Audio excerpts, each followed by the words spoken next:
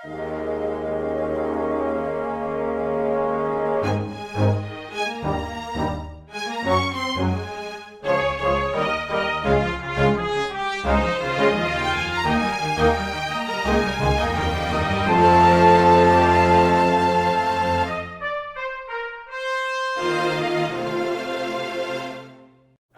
everyone, and welcome to Weekly Manga Recap. It is January the 3rd of 2024.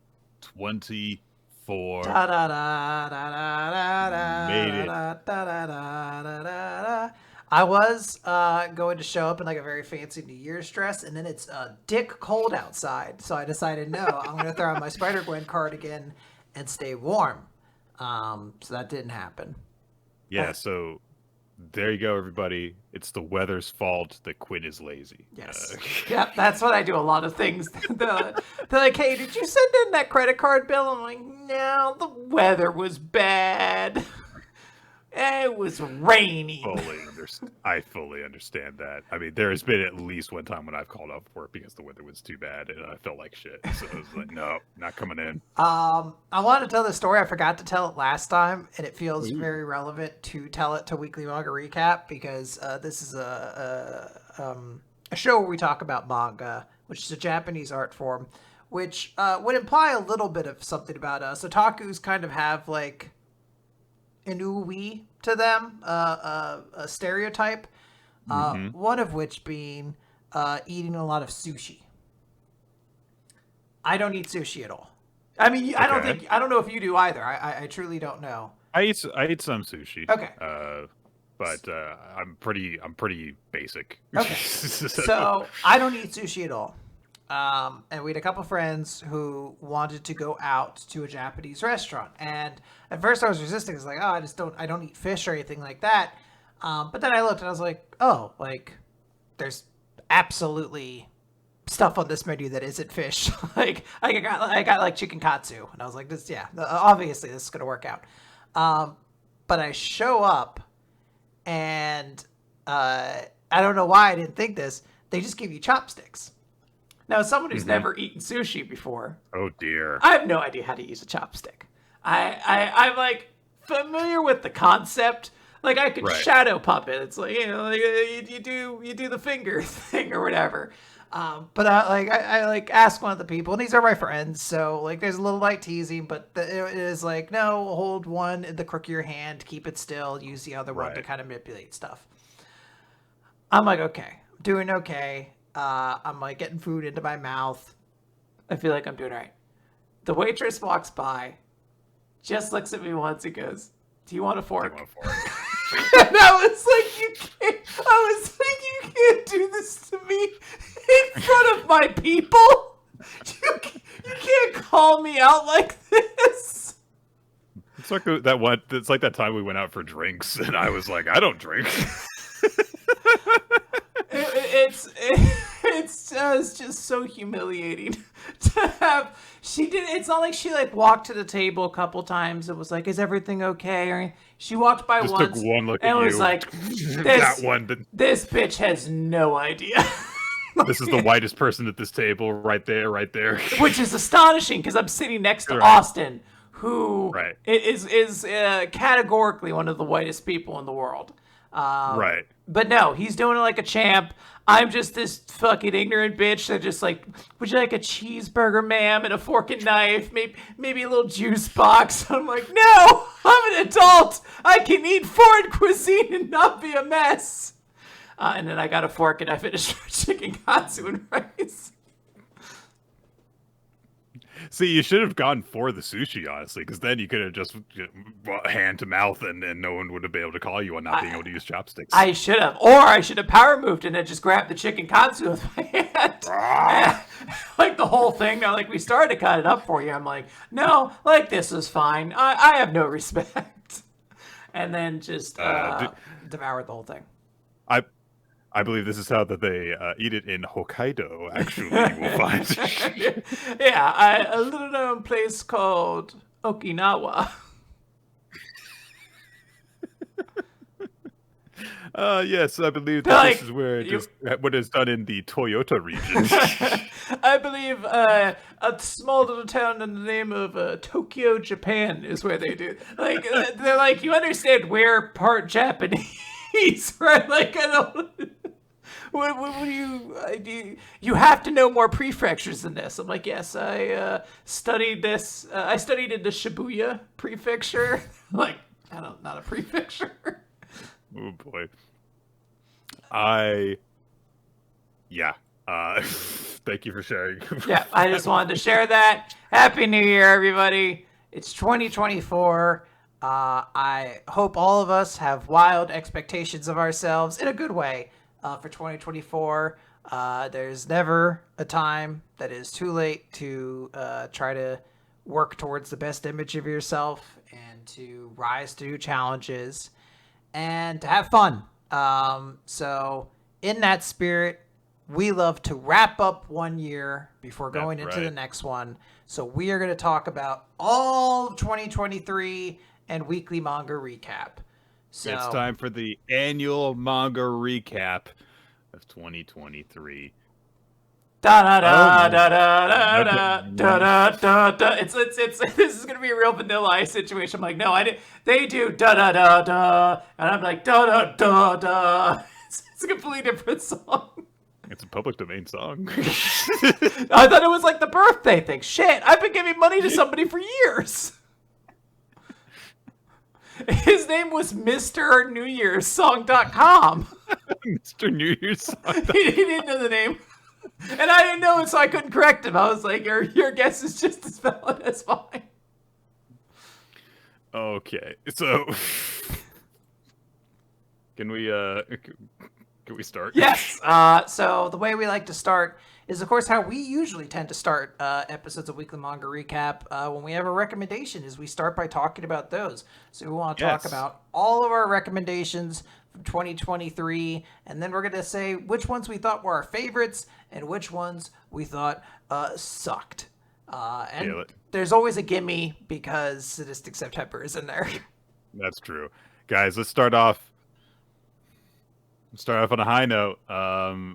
First, the series that we took as a recommendation for the new year because I lost a bet and was punished heinously and without mercy by our audience. We had to talk about Earthchild, a series I disliked so much, I sang a song about it. And like, that's something, because I don't just sing all the time. I was gonna say that's not your usual go-to. So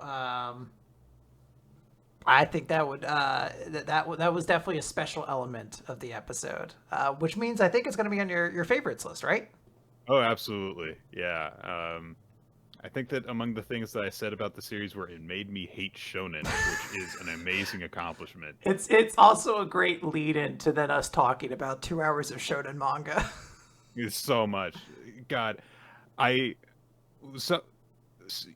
whenever we prepare for this show, I try to go back and listen to our discussions of the series we took as recommendations to just, see if like there's anything that I have forgotten about from when we read it and stuff, to kind of refresh if I want to take anything into account for my most favorite and least favorite.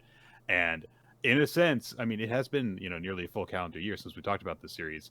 I had forgotten how angry I was at the time. I can tell you all right now, I'm in a much happier place as someone who never has to read that shit again. Yeah. Earthchild, I think honestly this one got a little overhyped to me.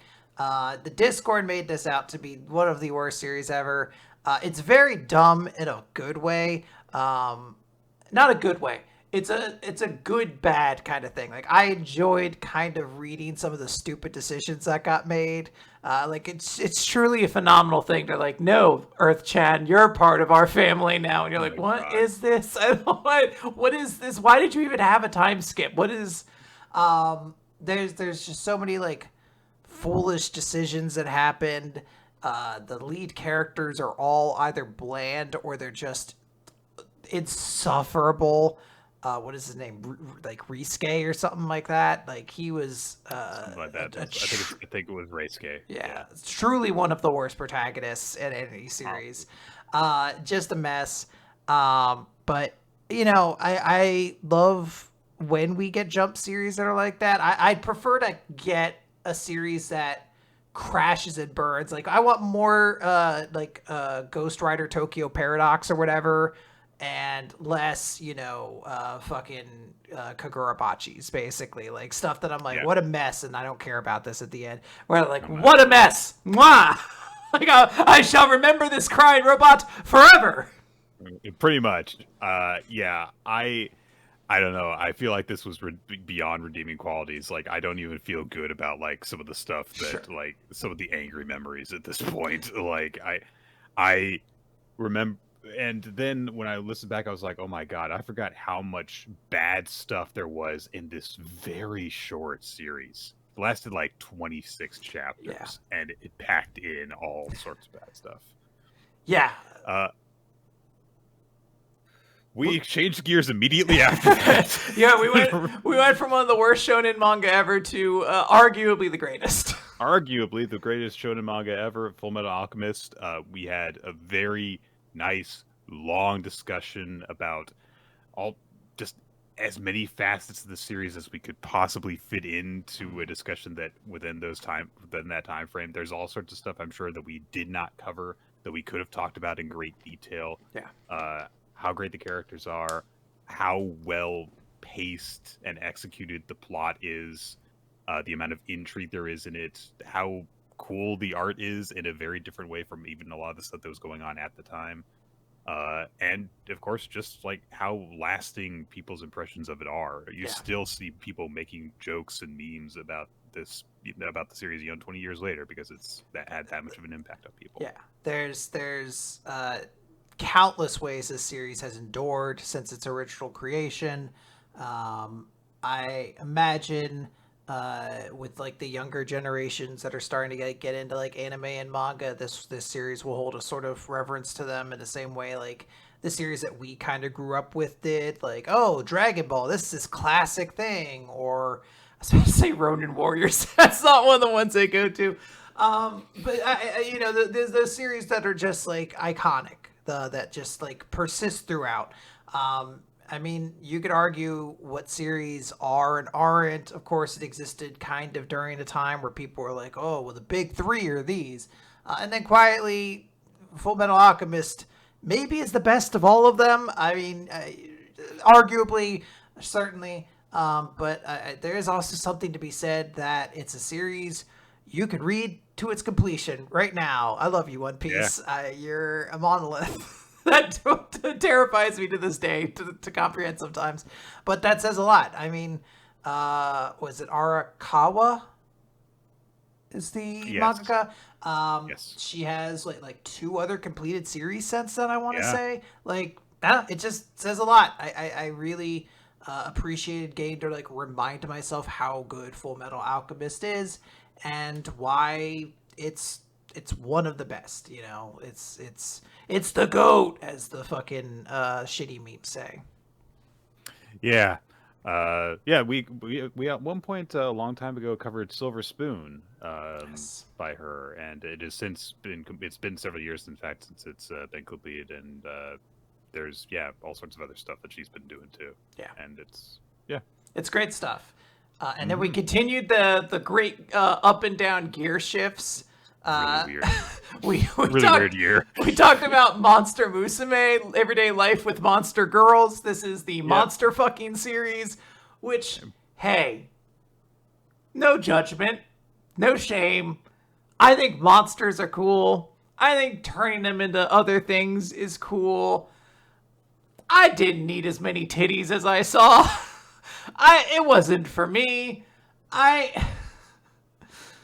saw a tree get milked. There was a lot. The series was a lot, and we both put together like tier lists of the girls by the end. This was an experience. In a weird way, I'm glad I have read it so that I never have to worry about reading it again and just say, Uh, oh, okay, I have an informed opinion about this series, so I can rightfully judge anyone who likes it as a pervert, and that's okay. yeah. Steve, man, I think it's awesome that you you enjoy these characters. I presume. I don't know it for a fact. I'm just gonna go out on a limb and say probably. But you know, I I experienced it, and now when I see it in the bookstore, I know to myself, all right, I won't have any morbid curiosity. I know what this is about. There's a new girl, and her tits come out, and like, oh, she's a minotaur or something. My only regret is not memorizing which volume the egg-laying chapter is, so that if I ever see anyone in public with that one, I could be like, I need to stay away from this person. You just start, Anything else, won't judge you. It's fine. That one, no. you just start throwing salt into their eyes. Ah! Get out of here, demon. And then again, wild whiplash retreat series. We talked about she loves to cook and she loves to eat, which is an adorable Yuri manga about a woman who loves to make food but doesn't really like to eat it, and a woman who loves to eat who's her neighbor, and how the two of them form a bond by being able to kind of connect these two parts of their lives that perfectly match each other. Yep, dining together, and their relationship starts off just as having a sweet bond where they get to hang out and cook, and over time they gradually start to fall in love with each other. And there's beyond all just the nice sweet stuff, there's some very frank observations and explorations of what it means to be a lesbian Yes. in the time and the place that they live in. And I think that this is a series that was not, it was at the same time like exactly like what we wanted it to be, but also way more than that. It was fantastic, and I'm very glad that we got to talk about it on the show, and I got to be introduced to it. Yeah. So it was a great recommendation. Yeah, great recommendation, great sweet series, really charming, and this is one I'm still keeping up with. This was a good one. Less of a tone shift, but still kind of a tone shift. Fire Punch. We talked about Fire Punch, Fujimoto's. Was this debut work, or was this just his previously big work? It's kind of hard to say with Fujimoto because he's had a bunch of different stuff that, because of the success of Chainsaw Man, has gotten more attention. Yeah. I think that this was his debut proper series, Okay. though. This was a wild series. It sticks to kind of a concept that it goes with early on, which is this guy's on fire and he punches people. It does not hide or bury its lead. I have mixed thoughts on this one, but it was a series that I was very grateful to have read because I think it helped me to understand Fujimoto as an artist a lot more.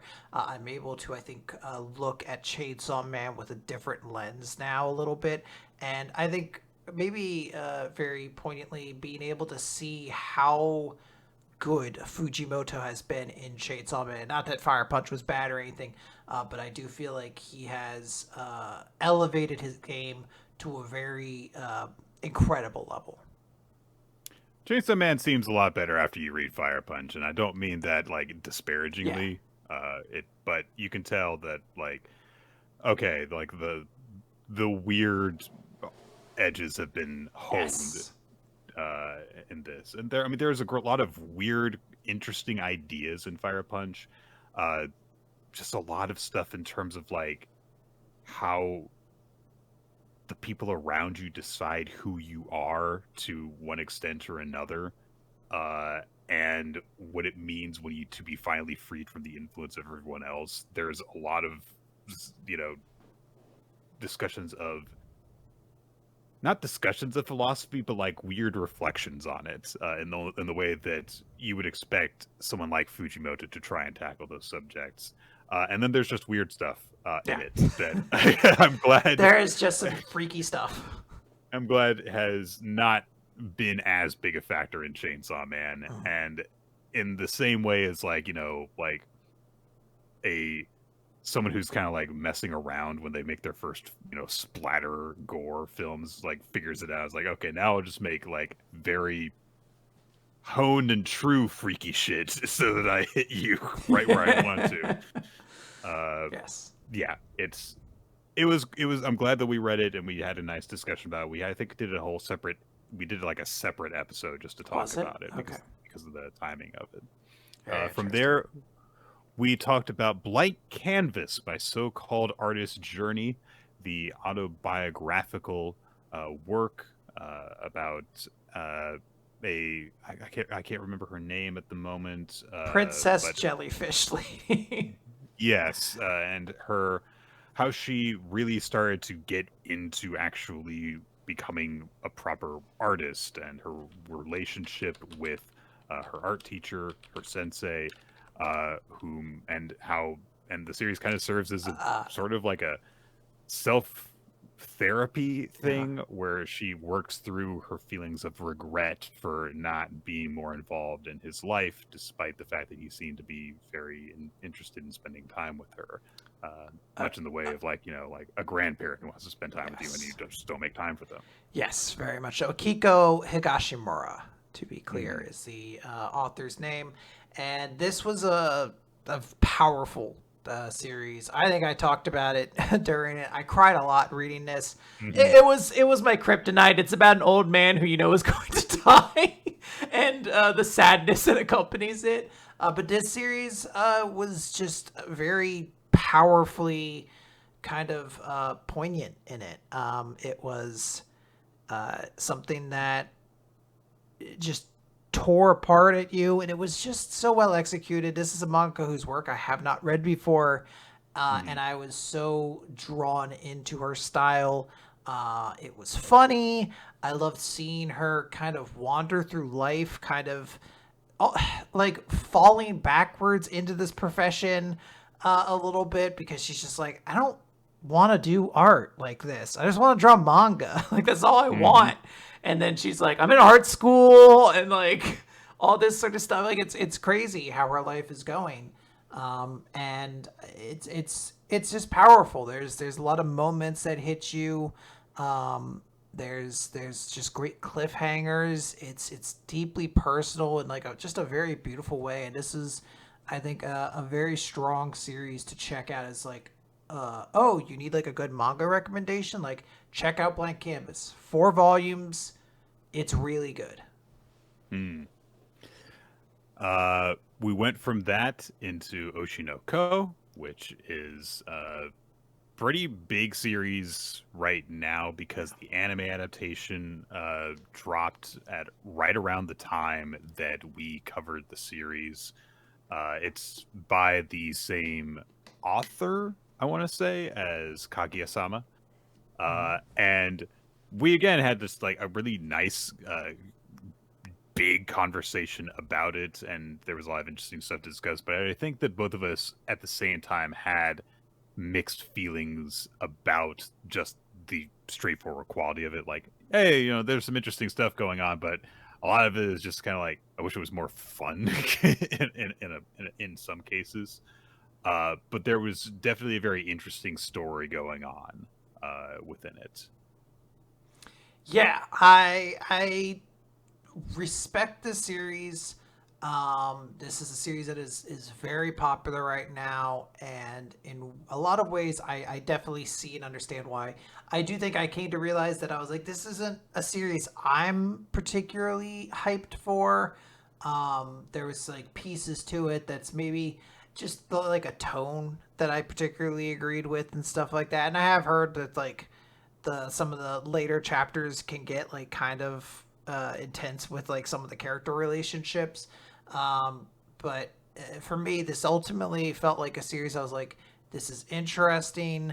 I do like this as an exploration of how there's like different kind of ways the entertainment industry in Japan is abusing people, specifically in this series, young people.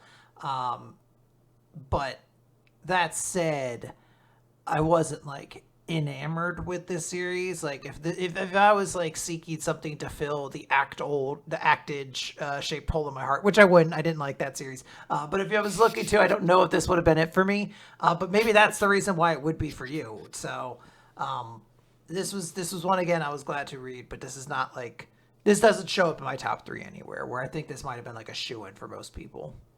We also after that did Beauty and the Beast Girl, and I had to stop. I was like, what the fuck is Beauty and the Beast Girl? I could not remember this at first. I sat here staring at this list. I was like, is it about?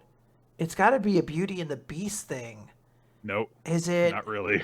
Is it like? And then I was like, Beast Girl. There has to be like some kind of animal girl. And then I was like, wait, didn't we read something about like kind of like a dragon girl? And it, Nick, I cannot stress how much it vaguely flooded back to me. I was like, yeah. And there was like a lesbian guard. And a dad. I mean, looking at the entire list of everything, it's not surprising that this is the one. This makes Quinn's list of. Was that a thing we read? Which is a recurring thing. This is 100% the 2023 winner of what the fuck was this about award? Right. I think I even said that at the time. I was like, this series is not retaining in my mind.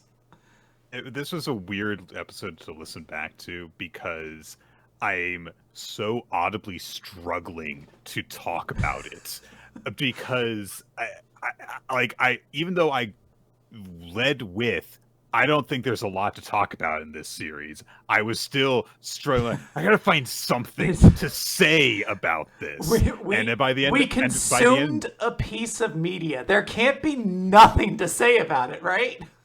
By the end of it, like I was so frustrated with it that I was actually really resentful of the entire experience, which just soured my thoughts on the series. Which, again, it's like, look, it's just a series that like someone posted like some simple short comics on their Pixiv page, and they got published. Yeah. So I'm not gonna fault them for that. I wish we hadn't had to read it because no one put a gun to our head. To be clear. No, we didn't have to read it. It wasn't part of the curriculum.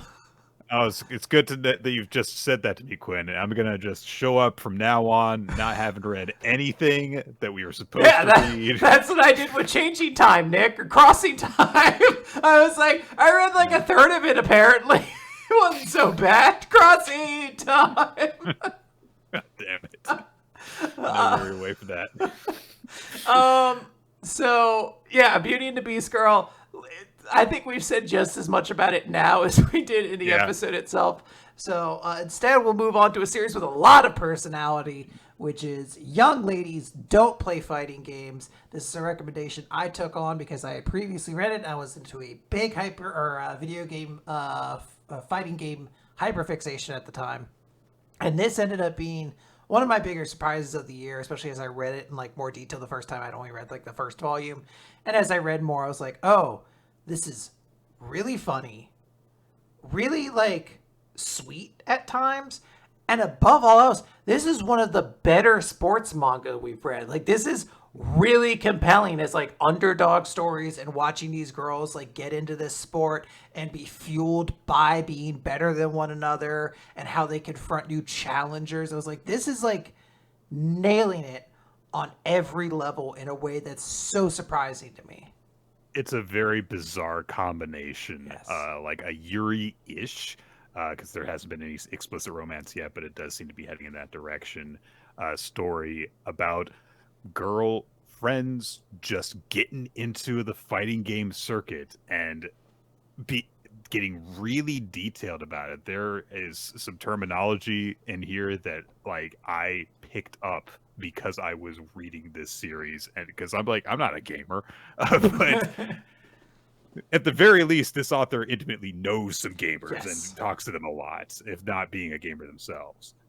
It's really, really good, and it's every now and again we we get a series and it's a series that has to be ongoing at the time that we read it, and I'm like, oh, I can't wait to read more of this. This is a series that I have been at the point of, oh, I can't wait to read more of this. Yeah.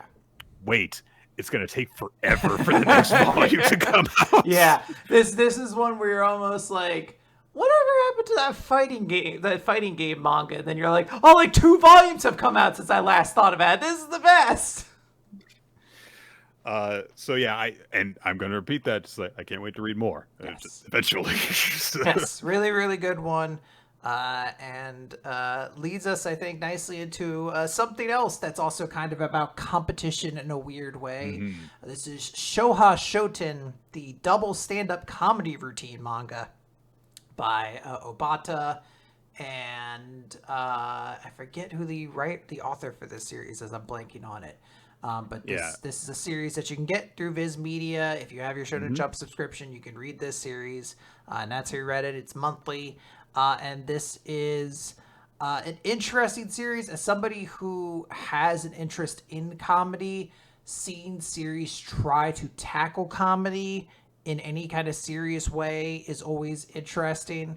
But I came away with like mixed thoughts on this, mostly good. The thing that's not so great is that every so often the series gets corny in a way that is just embarrassing to be as a comedian. I think I speak for everyone here when I say we became stand-up comedians because stand-up comedians are the coolest. I can't imagine how much I would heckle that person. Like, I wouldn't do that in my life. But if someone said that earnestly and meant it, I'd be like, no, boo, you're a loser.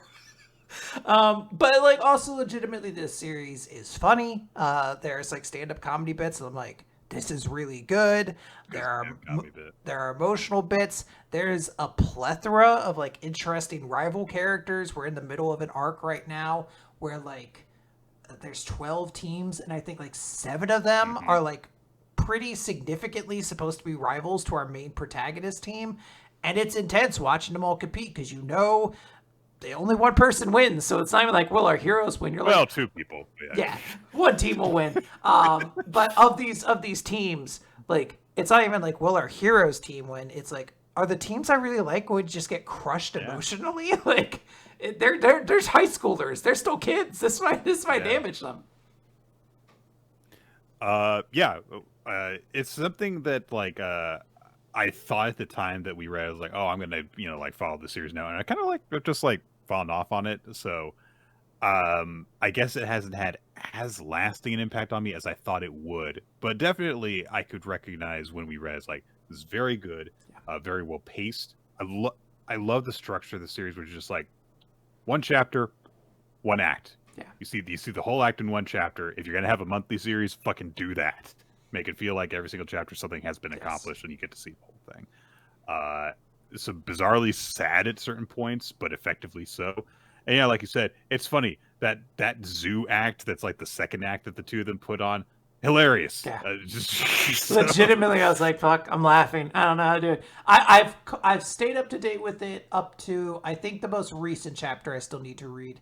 But Broken Glass Slipper did their stand-up routine, and I watched that one for the show. And that was also a really funny routine once it got going. I was like, fuck, this is funny. And these are the 2 characters I'm rooting for the most. So it's narratively, I know it can't go well for them because they're first up. There's like 6 other important people that, like, to look good have to kind of beat them. But like, it is definitely something I'm like, fuck, this is definitely going to be a good series to just pick up occasionally or just read if you're like interested in it. Yeah, just like To Love Ru, which was our series that we covered for Sadistic September. I felt a little bad about this by the end because like I basically led Quinn into like a disease-ridden swamp after I had taken my shots. And she had You were like, you should absolutely have sex with this person. They're super cool. And I'm like, oh, cool. And you didn't tell me, you're like, oh, definitely double rap, though, because this person... God. I don't know why that was the analogy my brain needed to go to, but I did feel like I got chlamydia from reading this series. This series sucked. This was a dumb harem in the way that I hate dumb harem. It wasn't good. I hated the cast. Even the character, most people were like, "Oh, this one's really good." I'm like, no, she sucks. I actually hate her more than most characters in this series. It has Which one was that? Eve or whatever. The one who's just straight up his Yami. The one who was just Eve or whatever from Black Cat. Just like, no. And also, spoilers, Quinn, she is also Eve, as it turns out. Yeah. The shit that I was like, this is so fucking dumb. It also just had one of the worst characters I've ever seen, which is the principal, who's like actively creepy towards his, like, what, at their elementary school age, or not elementary, like middle school age. Like, they're in high school. Is it high school? But they're in high school. But okay. Regardless, he is the principal of their school, and he is deeply, deeply uncomfortable with them. I hate that kind of character. Yeah. So. And that's the only reason that he's around. He's a gag character. He doesn't have a redeeming moment. There's no chapter where he's like, I care about the children in this school. He's not a character. Yeah. Like he's an antagonist that they don't kill. Yeah. I feel like that's enough about that. Okay. So then we do you think it shows some of my best list, Nick? Maybe. I compared it to chlamydia. Maybe Halloween time then. We first covered Hideout, the Stephen King inspired story about a guy who is just minding his own business, trying to kill his wife in cold blood when a crazy guy attacks them and captures him because he wants to eat him.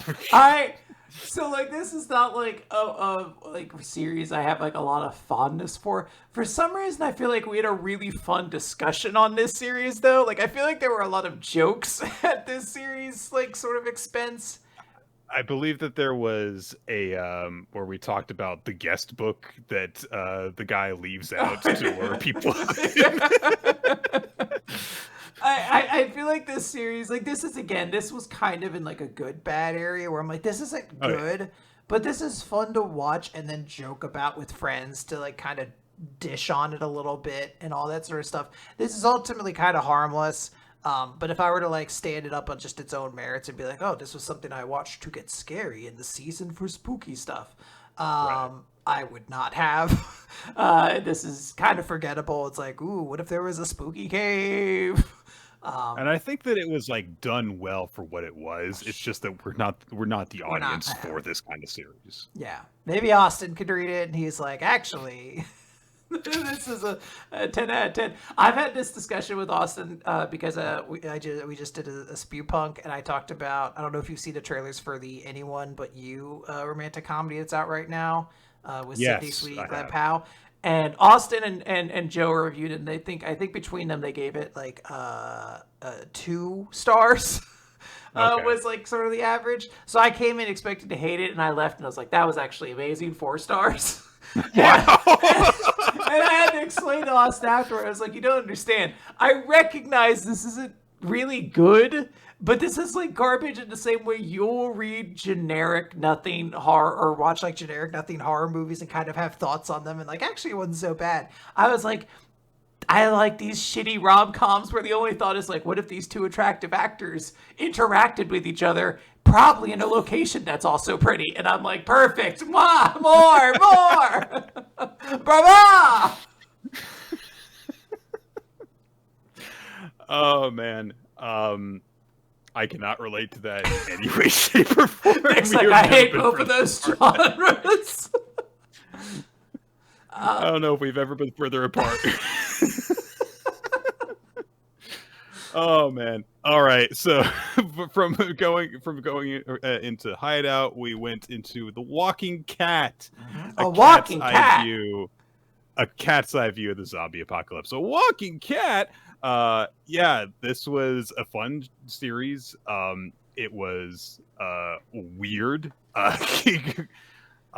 Very surprising, ultimately, because like each time that the cat went between people, like the entire genre of story that it was involved in changed, despite them all being zombie survival stories. It was weird, but memorable. They basically speed run The Walking Dead, where they're like, hold on, what if it's about just trying to survive? Actually, they made a little community. Oh, that community's falling apart. What if actually they just try to live the fuck away from people and see how long that can get them?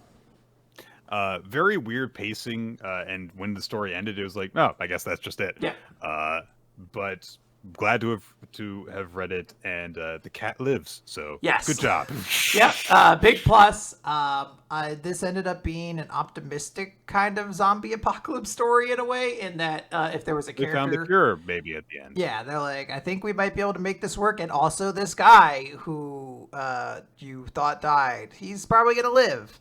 And you're like, cool, that's a lot of optimism for a genre that's kind of famously not about optimism, and I enjoyed those different takes on tone. And I'm an optimistic person myself. There's apparently a thing, I don't know if this is just a TikTok thing, but it's called Hope Core. And it's just people that find quotes that make you feel really hopeful and ambitious about life, and they just create slideshows out of them. I anytime I see them, I favorite them. I know you stuck your tongue out in disgust. But for me, they mean a whole lot. There's a lot of quotes that make me cry. So I appreciate it. I'm revealing too much, Nick. These hormones are doing a lot. I'm sorry.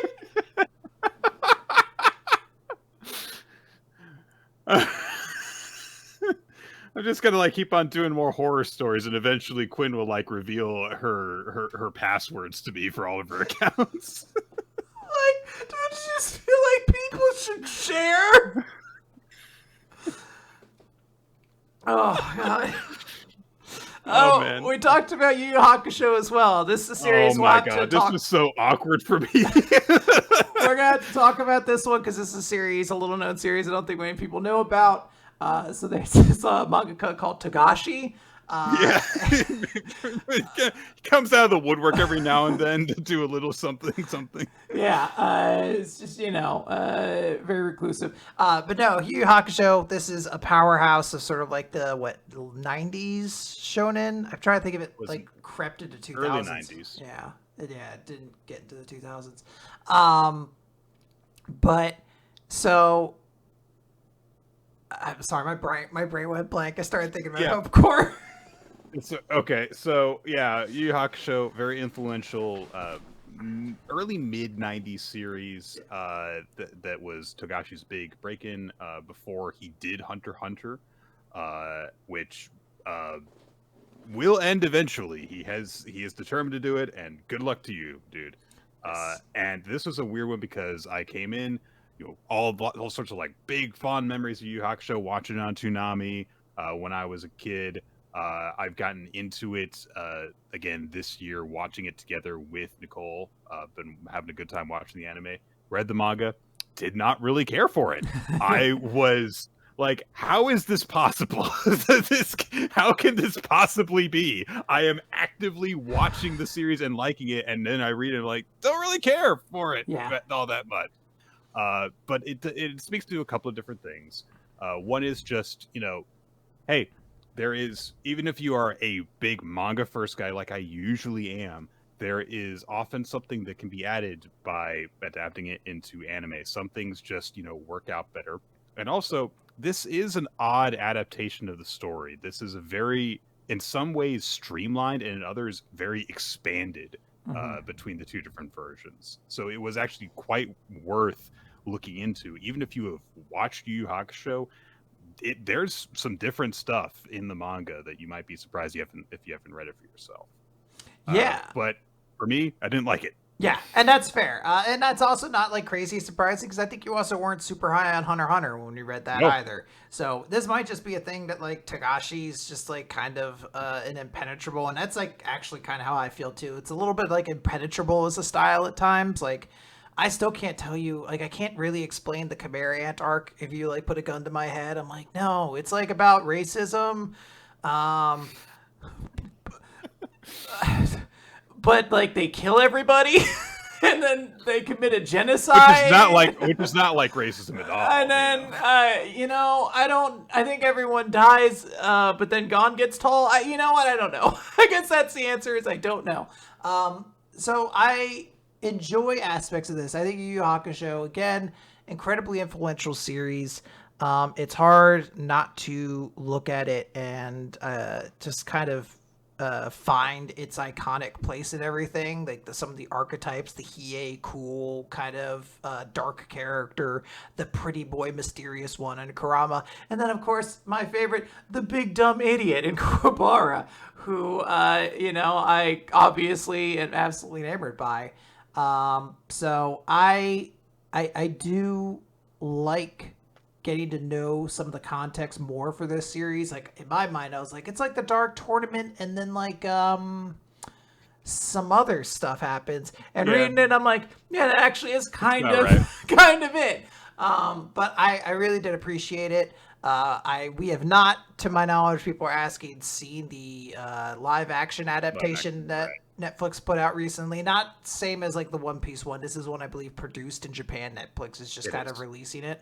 But we have not seen it, and I have heard very mixed things on it. So maybe it'll be like a bonus pod someday or something. But yeah, it was fun. It was definitely enjoyable to listen to or to read. But I don't think this is going to make my top list. And it definitely isn't making mine. Sorry.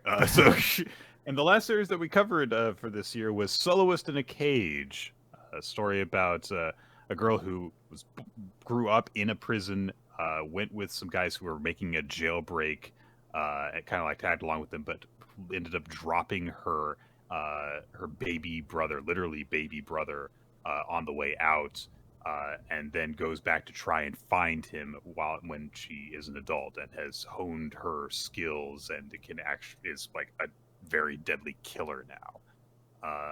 Very oddly paced story in no small part because the author was not doing well health-wise for like a couple of years, which for a series that I think was published in total across maybe about like 4 years or something like that. The extent of the break in between chapters was quite extensive, and so. But there were some good things about it. I thought that they had some nice artwork and stuff, but story very much suffered from weird pacing, which I think it came down to when it was brought back, it was in order to finish it, and so who knows how the series would have turned out if it had not gone down that way. Yes. I did enjoy, I think, I don't know how to say it, the flavor of this series a lot. Like, I thought the concept and the idea of this girl who dances as she kills and is, like, kind of wants to be a pacifist, but kind of has this, like, almost second mindset where she just only knows how to kill and all this stuff. Like, all of this was, like, interesting to me. It was something that I wanted to like really, really love, but I think because the way the series handles its pacing due to its own, outside of control situations and totally understandable ones, it didn't land in a perfect way for me. But I do appreciate having read it because one, it makes me interested to see this author's next works, and I also did enjoy moments of the series as I read it.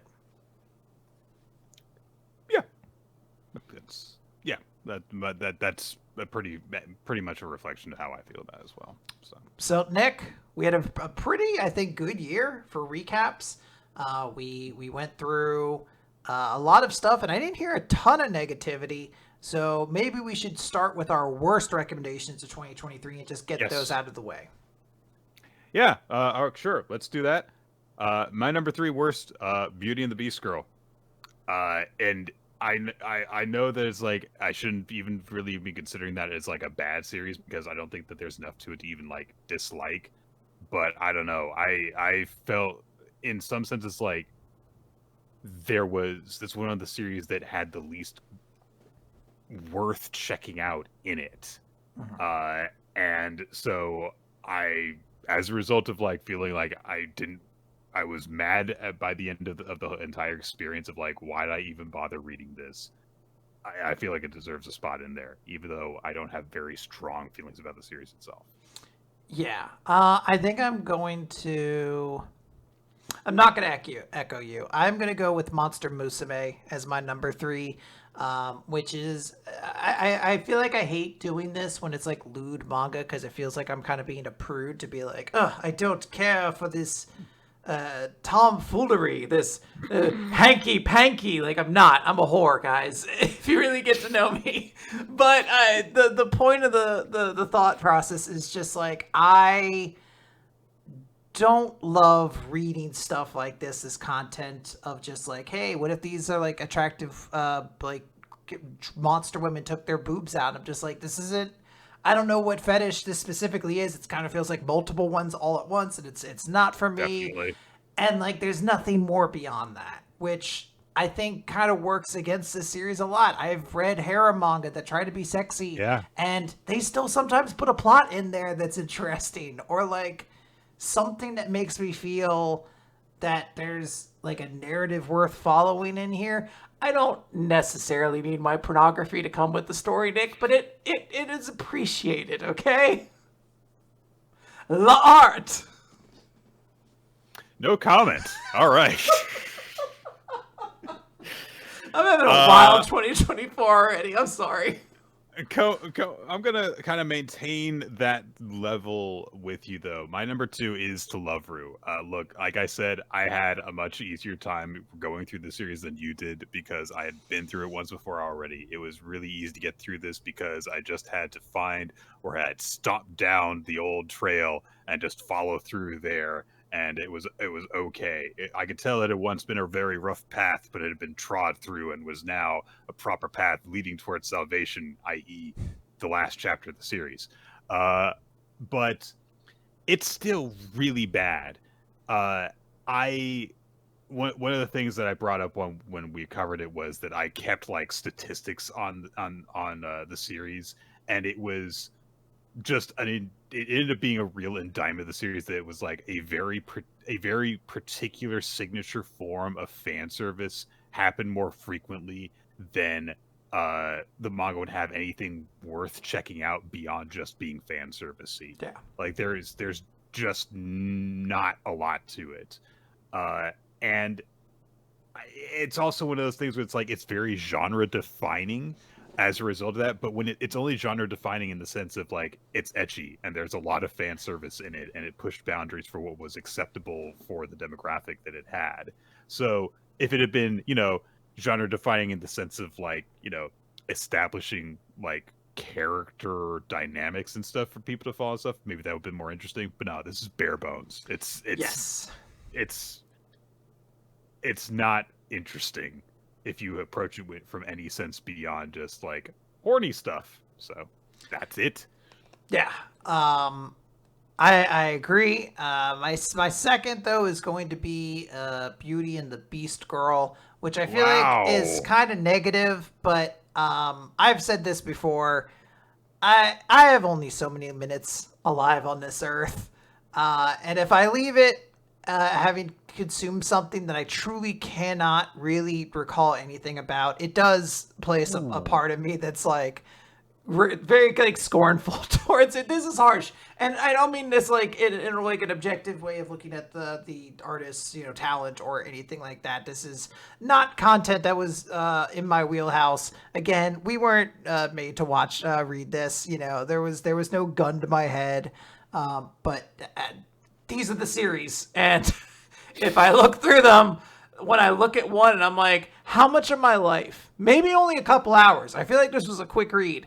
But how many hours are just gone with nothing in return? And I feel this way towards a lot of movies as well. Like if you were to look at my top 5 like worst movies of the year, like I think like 3 of them are movies that aren't even like really dog shit per se, but they're just so boring and nothing that I'm like, I want my time back.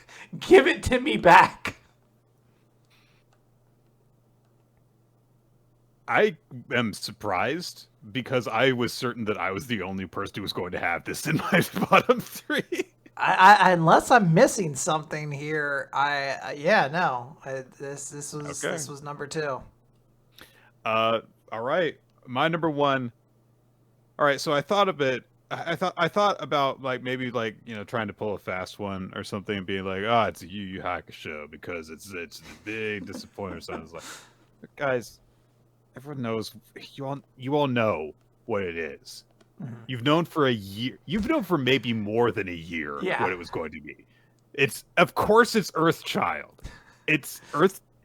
This series made me very angry, and anytime that I stop for even a moment to think about it and be like, was I too harsh on this? I'm like, no, I should have been harsher. I should have been even worse to this. Like, if anything, I should have given it the full, like, Prince of Tennis treatment and been like, no, we're gonna do this discussion for, like, 2 hours so I could get everything out, so I never have to have, so I can just, like, expunge all of the black venom inside my soul, so I become a better person by virtue of getting that evil out of my system. It made me sing a song about how much I hated it.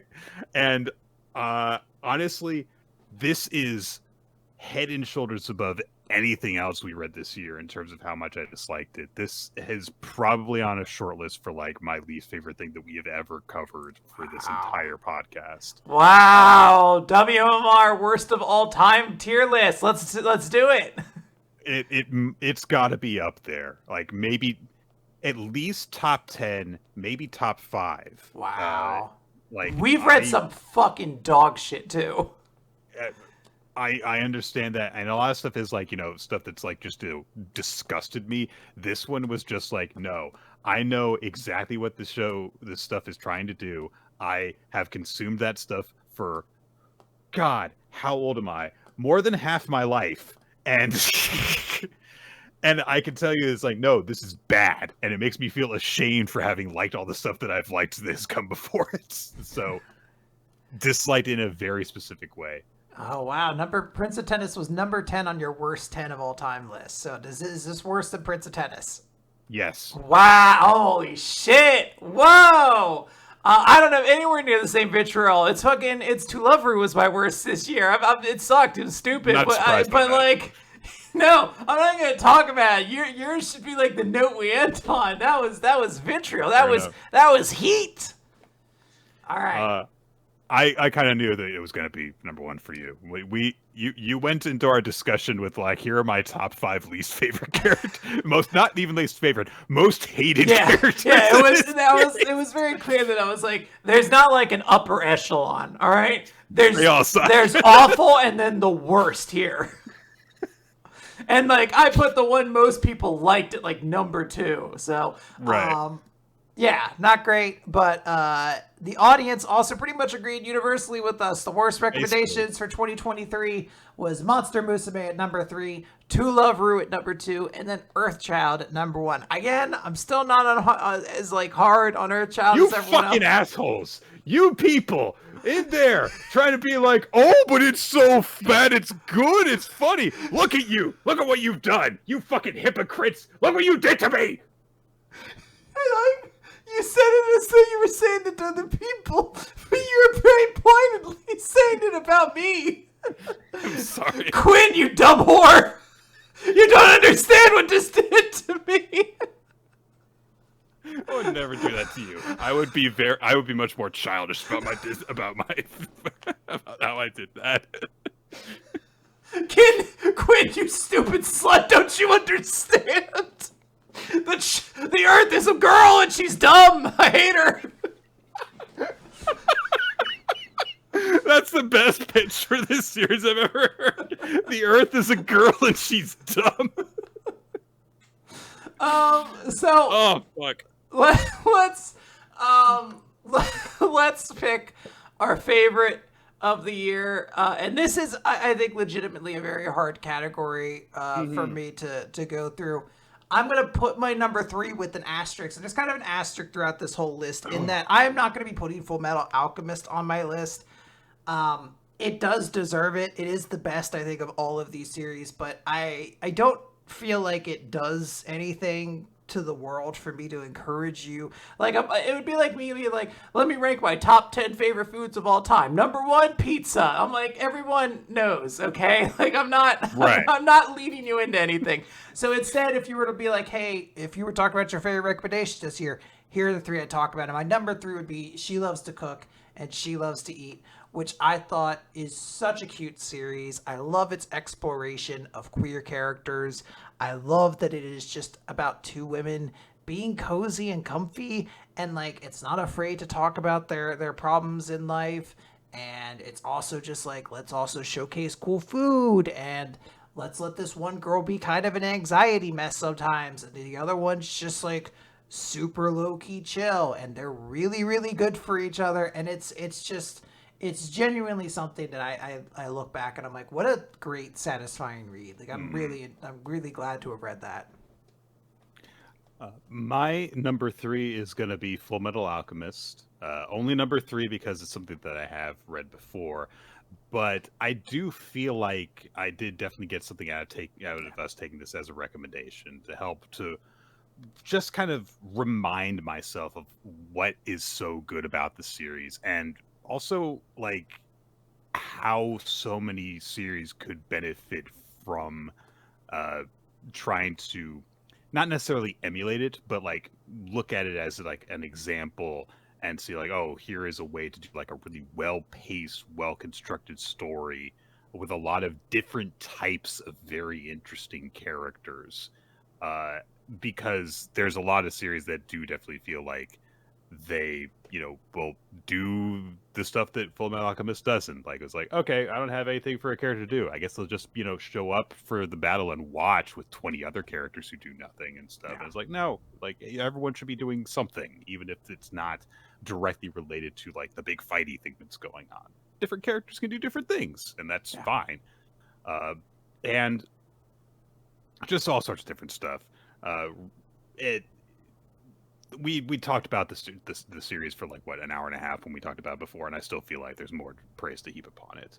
So even though yes, read it before, I'm very, very glad that we read it again. So I got a lot out of doing that, and that's why I wanted to include it on my list. Yeah. And I understand why it's not on yours for the reasons you named, but that's my reason. Perfectly valid. Totally get it. My number 2 is going to be Young Ladies Don't Play Fighting Games. I am a sports girly at heart. I love to read series that capture competitiveness. I love that this is pretty much like an all-female cast for the most part, is something I really, really enjoy. And I love how much this series legitimately makes me laugh. Like, I still have screen caps from this manga saved on my phone that I look at sometimes. I'm like, fuck, that's really funny. And this was just a pleasant surprise. Again, I got into fighting games for a real brief blip of this year, and this was just kind of a way to carry that enthusiasm, chase that dopamine into a new medium, and it worked out really well. I really, really enjoyed reading this one, and this is definitely a series that like I'm looking forward to following as more comes out. Yep, absolutely. To go back to what you were saying as your number 3, my number 2 is She Loves to Cook, She Loves to Eat. That, like I said before, it was a series that took me by surprise in terms of like what was explored within it, on top of just doing the good stuff that I was expecting from it.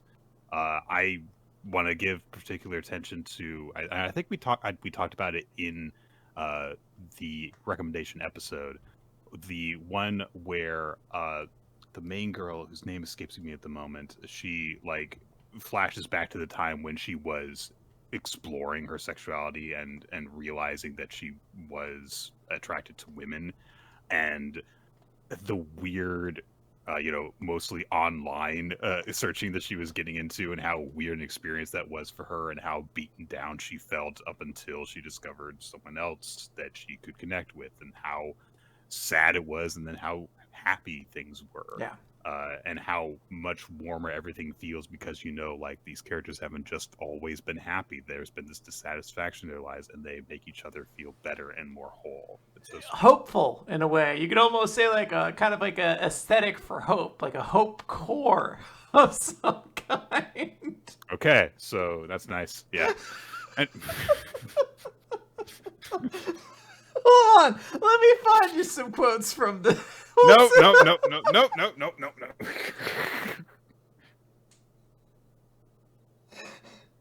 Oh God. My number one is Blank Canvas, My So-Called Artist Journey.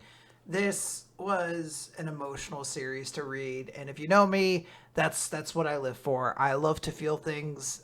This life that we live, in my mind, is meant for us to experience emotions in big ways, and where she loves to cook and she loves to eat made me feel comforted and warm. And Young Ladies Don't Play Fighting Games made me laugh and made me excited. Blank Canvas, My So-Called Artist Journey made me reflect. And I'm not even that old, but it's legitimately just a series that really spoke in a way that I appreciated. Again, I've not read any of this mangaka's work before, and I somehow still felt innately very connected with what they had to say, and I'm like trying to ignore it that there's a conversation happening in our chat. I just want to say that Blank Canvas was really, really special to me. I believe Mandela was the one who recommended this, and I think this is a series I'm going to carry in my heart a lot. It said a lot about mentorship and teaching and how we treat certain people in our life who we maybe don't appreciate when we're young, and it meant a lot. So really, really liked it. Absolutely. And now I feel kind of awkward because I've just kind of like been following along a little bit behind you this whole time with our best list, because my number one series is Young Ladies Don't Play Fighting Games. Your honorable mention was my number 3. Your number 3 was my number 2. Yeah. Now your number 2 is my number 1. But yeah, I freaking love this series. Like I said before, I keep on like being like, oh, when do I get to read more? Oh, I gotta wait more for it. I love how intense the fighting game aspect of it actually is, how sincere it actually is in terms of like these girls fucking are obsessed with this.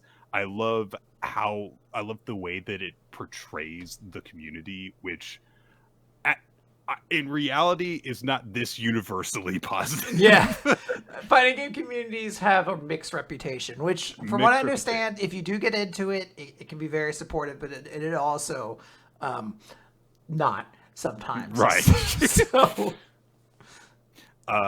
and I love, like, I honestly, like, I wish that there were more stuff outside of like the tournament scene, because some of those early bonding moments that they have where they just like stay up literally all night playing fighting games, apparently like every night. I mean, it's weird because it also captures a part of myself where like I used to go over to my friend's house like I was a teenager, but playing like Smash Brothers over and over and over again, and be like, no, you can't be Jigglypuff anymore. You're too good at using rest. This is bullshit. Like, it's just the idea of like the camaraderie that builds as you play video games late into the night with people is something I really, really like kind of appreciate.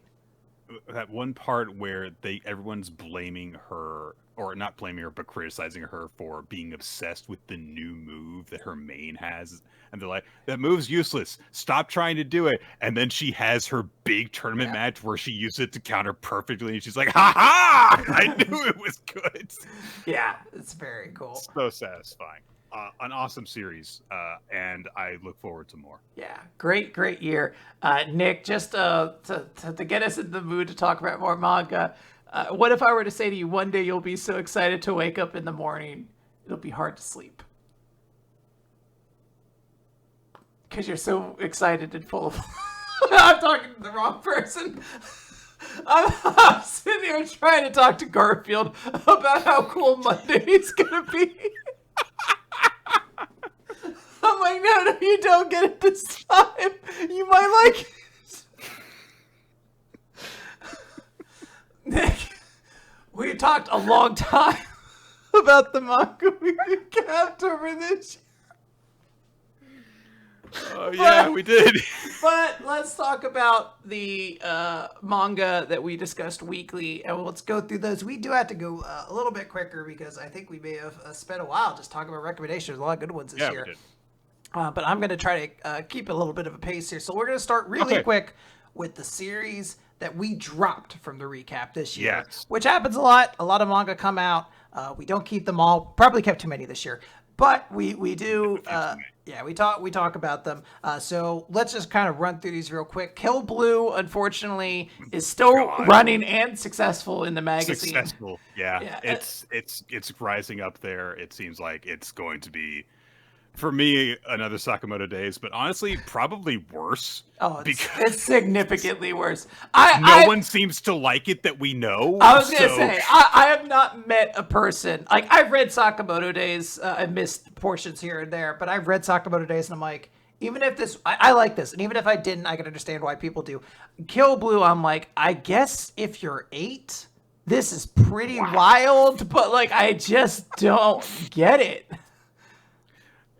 We also dropped Do Retry, the old school boxing series that was canceled not too far into its run.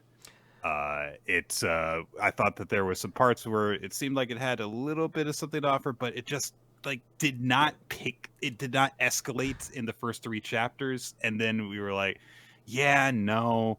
And that does seem to be the way that everyone else kind of felt about it. I felt a little vindicated by this. I'm not here to gloat about somebody's, career failure or anything like that. I'm not like, haha, this stupid thing. But this was a series that, like, I remember when the first chapters came out, everyone was like, this is really good. Like, holy shit, the guy from Bone Collection has gotten so good. And I just remember being like, did he? I mean, this is better than Bone Collection, certainly, but that was a very low bar to clear. Yeah, like, I don't even know if your feet had to leave the ground to clear that bar. So I am sad to see that the artist, the mangaka, whose name I am unfortunately blanking on right now, will have to, try again, or, whatever it might be. But yeah, this was not... Do retry again. Yeah, do retry to make a better manga. I said that before. It's still true now. We also should talk about Martial Master Asumi, which is a series I think a lot of people want us to pick up again and read again. We kind of said that we were like, I do like this, but I don't know how successful this is going to be. And we both had kind of mixed thoughts on how Hinamaru Zumo went eventually. Mm-hmm. So we didn't pick it up, but there was kind of like a caveat, like maybe we'll pick it up back up later. And I held off on the idea of it because it seemed sure to get canceled. And it's not popular. To be very clear, this is not like a successful series, but it is still running because other stuff has been canceled around it. Yeah, so this might end up kind of being like a Cipher Academy or like a Magu-chan, where like this runs for like a year and a little bit and some change, but eventually I feel like it might get canceled. So I don't know if we'll pick it back up, but this might be something to take as like a recommendation one day to be like, oh, read it, because everybody says this is like really fucking good. Yeah, I think that if we weren't at the point already where we were like, we've got too many series in the recap, that we'd be giving this more strong consideration. We also covered... But what can you do, Nick? We can't get rid of 2 on Ice for this. No, we can't. Speaking of Ice, we also dropped Icehead Gil like immediately. Yeah. Like I think we dropped it essentially in chapter 1, when we were just gonna like, all right, he's this ice explorer guy, okay. And honestly, I can't tell you too much more about it. I don't really remember. Nobody beats Gil when it comes to the axe, Nick, including in this magazine. Oh! Everyone's made that joke. I wish I could take credit for it. I think people have been making that joke about Icehead Gil since like chapter 4. We also covered Mama YuYu, and I think that I was like, I basically threw a fuss until we agreed to not talk about it anymore. No, that was fair. I'm bored. I hate this. I have not picked up this again. I've heard it has gotten interesting, but I have not looked into like why people are saying that. And I'll be honest, I don't really know what they could have done. Like the premise didn't seem developed enough for me. I've heard the YuYu part Like, she's just gone. Like the Demon Lord, they were like, no, we haven't needed her since chapter 3, and that's not a great sign for a series called Mama YuYu. So not super great there, but you know, we'll see. I guess maybe some people will love it. I don't know. Kagurabachi, Reddit's favorite manga, peak fiction. Yeah. We were kind of like going in, we kind of just like followed along with it for like the memes, I guess, and because like sometimes it was kind of cool, and eventually just like it's just boring. Yeah, it's just not. We did it's not boring. care enough. I don't love how it just kills people in a way that feels like it's trying to be like baby's first edgelord manga. And just doesn't work. There's an antagonist right now. I don't know. They might have killed him. Who gives a shit? But he sucks. The manga's not good. We didn't keep it for the memes. We kept it on the idea of like maybe it'll get better. It'll be like a mediocre series. But we already have like Nue Sexorcist to talk about. Like we have garbage in our laps. Like we don't need to pile more garbage on top of it. Yeah, and at least this garbage is memorable, kind of thing. Yeah, you know, there's like pictures in it and like needles, and you're like, oh, oh my god, this is interesting garbage, and then the other stuff is just brown gloop, and you're like, no, I mean, I don't want throw that away. Yeah. There's nothing worth filtering out of there. Let me eat the rest of my garbage in peace, please. Finally, we talked very recently about Shadow Eliminators, still one of the worst names for a manga I've ever heard. It wasn't interesting, and we didn't talk about it. It is still very kind of unclear how popular, if any, this series will be. I think it's like in its 6th chapter, so like we haven't really gotten much beyond like some YouTube metrics and stuff like that. But we shall see. It's another Exorcist series, and if it doesn't capture an audience, most of them don't, won't be sticking around too long. Yeah, if this is a series that ends up quickly failing, I feel like if we look back in a few years, it's going to be the most forgettable, even more than I Said Gil. At least I Said Gil, it's like, oh, I know what that's about. It's about that kid with the ice axe guy thing. This one, it's like, Shadow Eliminators. Which Exorcist series was that again? I don't remember. That's how it feels like it's going to be. Yeah. There was one more series that has come and gone, which was Dr. Stone 4D Science. It's only 3 chapters, Nick. Only 3 chapters. Truly baffles me. 4D Science for 3 chapters. Yeah. This is a series we just talked about because the last 2 chapters literally came out, I think, the last chapter, I should say, came out last week. The last two weeks. But this is a series where we got to see a little bit more Dr. Stone and see how the world's kind of changed and get the premise of the idea that, like, okay, maybe Byakuya is going to come back. The end of the series kind of doesn't leave it open. It kind of makes it clear, like, oh, he's going to be there. But we don't actually get to see it or anything like that. So I guess you would have to leave it. You know, the Wikipedia is going to say, like, at the end of the plot, it's going to be like, and they find what seems to presumably be Byakuya's corpse at the end or whatever. Inagaki's like, hey, so we're doing something for the iShield 21 anniversary. Can you give me a series to be in the magazine for it? Okay. Yeah, sure. So yeah, we got that. We also, I don't think we've talked about this officially on the show yet, but coming up later this month, there's going to be an extra chapter of iShield 21. Murata and Inagaki are teaming up again to do this chapter. I don't think it's officially being translated by Viz. At least I haven't heard any word of it being that way. So we will likely have to, and I, again, made very clear, please support official releases. We are iShield fanatics, so in our minds, we are going to find a way to consume what this chapter is about. I don't know if we'll find a way to talk about it somewhere. Maybe it'll be a bonus podcast or something else. We will find a way to talk about this iShield 21 chapter. I'm looking right down the video scope right now to tell any of you out there in manga publisher land, re-release the manga, re-release the English manga. Please. I don't want to spend $70 on the first volume of this series, but I want to have the first volume. Please re-release iShield 21 in English. Please, for the love of God. Yeah. So beyond that, let's talk about our regular series that we talked about this year. And we play the fun game where Nick tries to guess where the series was at this point in time. Ninja X3I, who helps us out with the show in so many ways you guys can't comprehend, has put together a list of these series and given all the details. Also challenged me to see if I could do it this year, so I did.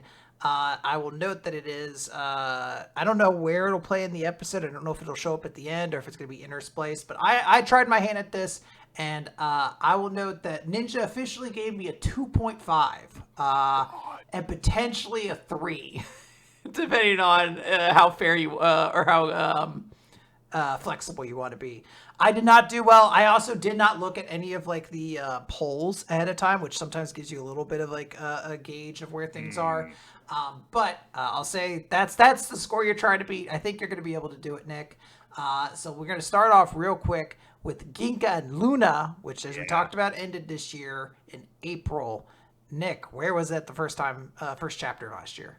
Or this year? Last year. So Ginka Glüna only lasted so long. It ended in April.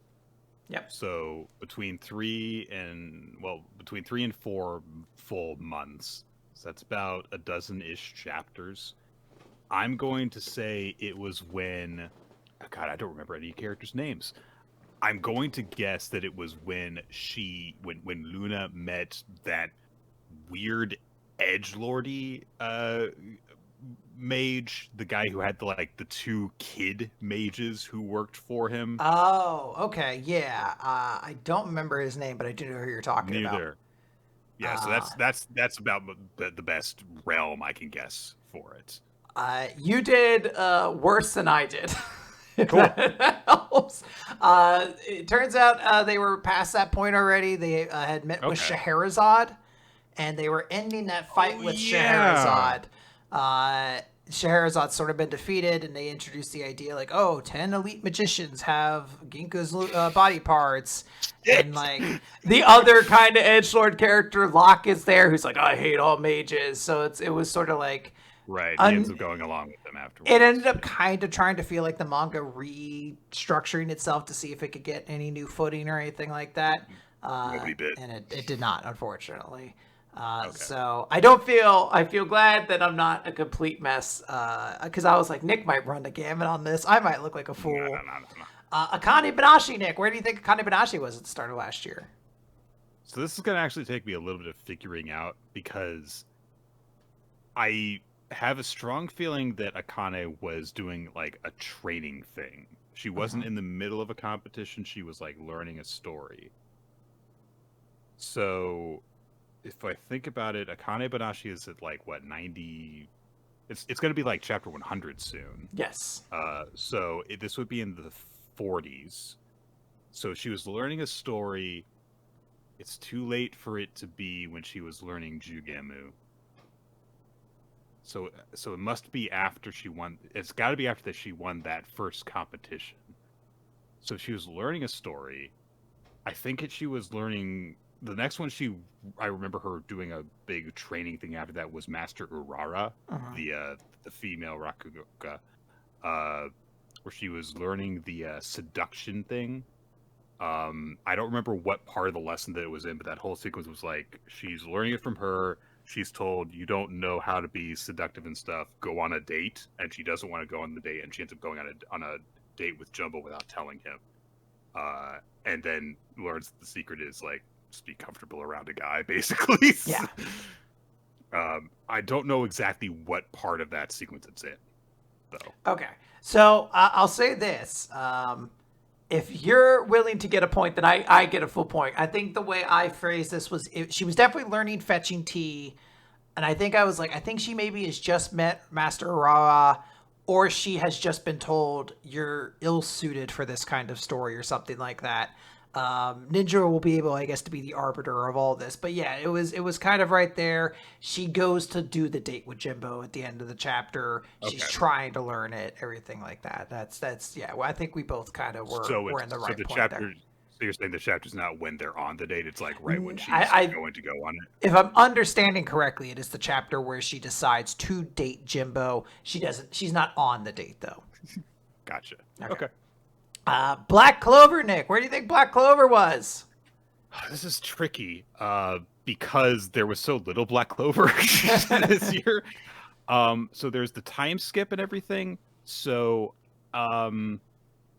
given that, honestly, if I'm gonna go for like a memorable, like kind of like bookmark sort of moment, I'm going to guess that it was like when the 7-headed dragon thing had shown up and all of the Eastern country mages had to fight it. You're a lot closer than I was. I was really bad on this one. It is basically during that fight. I think this is when it looks like the what do they call them? Ryuzen 7 are kind of looking like they're doing well. And then a bunch of angels show up. I think paladins is what they call them. And paladins show up and kind of start fucking things up a little bit. And we get the flashback with Ichika to show that she was the one who killed her clan, not Yami. And he basically, he protected her from that knowledge and whatnot. Gotcha. And I think like Asta saves her at the end. I think you're fairly close. I'm not the arbiter. Leave that for Ninja to decide. I was way off. I was like, I think Asta had woken up in the land of the sun. You're right. I legit was like, they might still be fighting the demon from the last arc. I was way off. There's like 2 or 3 that I'm like crazy off on, and this is one of them. So not great, but I tried. Blue Box, Nick. Where were we on Blue Box? Blue Box had an interesting year. We got to the point where finally Taiki and Chinatsu confessed to each other, but that was like halfway-ish through the year. All the stuff with Ayame happened. Not all the stuff with Ayame, but there was some stuff with Ayame that I think got involved with it, but I don't think that it had anything to do with her. I think that this was... Actually, come to think of it, Okay, this is a weird bookmark for me. All right. I feel like around Valentine's Day, we saw Yumeka on a date with her boyfriend. And if that is the case, then this must have been like right around the time that arc with Yumeka and getting her involved in basketball again must have started. Like either it was like the chapter where you just like saw her at the end and they recognized each other, or it was the chapter where like she confronted Chinatsu about like, oh, you're not taking basketball seriously because here you are on a date with a guy. Yeah. Kind of thing. I think you're pretty spot on this one as well. It is when they first meet with Yumeka. This is characters talking about their Christmas plans. And that eventually is what leads to like kind of more of the feelings between Chinatsu and Taiki kind of coming together. So I think you're pretty spot on with that. I think this is the one where he finds out he has a cavity, and at the end he's like, oh, I have to go get it fixed. Yeah. And then she's the receptionist. Yeah. So I think really, really good there. Again, I was way far off on this one. I was like, maybe this is like the fallout after he lets down Hina, like they're at school. I was trying to like play it by like, because like it's a sequential series, like holidays are kind of our benchmark. And I was like, he falls in love with Chinatsu in like a winter break. And I'm trying to like pace it forward. I was like that was like kind of early midway through the year, and it was like a month or so of chapters. So I was like trying to do it. I completely just skipped what happened around Christmas, and I shouldn't have. So fully on me. Boruto Next Generation, Nick. Let's talk about what was your favorite here. Usually we also talk about how these series ran this year. I guess we should note like Blue Box, Akane-banashi have had like incredible, amazing years. Black Clover, mixed stuff, all sorts of things. But Boruto, for understandable reasons. Yeah, I thought Black Clover, like we were on a really nice track at the end of last year, and then it started to feel more like the Black Clover that I'm not fond of, and then it went on a long break, and now it's like, okay, at least this is a good pace for the series for Tabata's health. Blue Box and Akane-banashi both killing it though. Yes, both very good. Yes, absolutely. Boruto still sucks. Can you imagine where it was at the start of last year though? I think I can, and helpfully, Ninja has left the note that Boruto Naruto Next Generations ended in April, which is good for me because that lets me know when the time skip actually happened. So Boruto is a monthly-ish series, sometimes bi-weekly, sometimes monthly. I don't know the exact pace of it. So there's only so much that can have happened between April and the start of the year. So that whole thing ends with Boruto getting branded as a traitor because Kawaki has switched places with him. Yes. So given that general pacing, I'm going to guess that this chapter is like at the point that Kawaki decides that he needs to kill Boruto and starts putting that plan in motion. So it's before. So it has to be before all the alternate reality stuff happens. It has to be before he's on the run.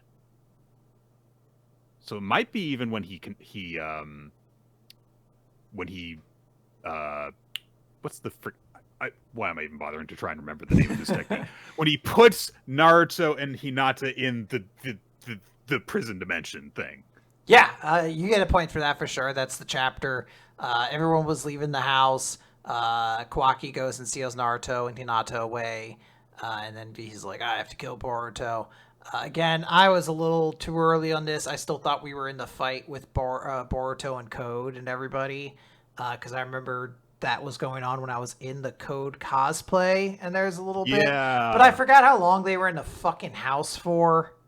And all this stupid, like, Boruto's such a mess of, like, here are 6 characters having a fucking long, elaborate conversation with no engaging paneling, with no engaging content about fucking nonsense, made-up bullshit lore and words.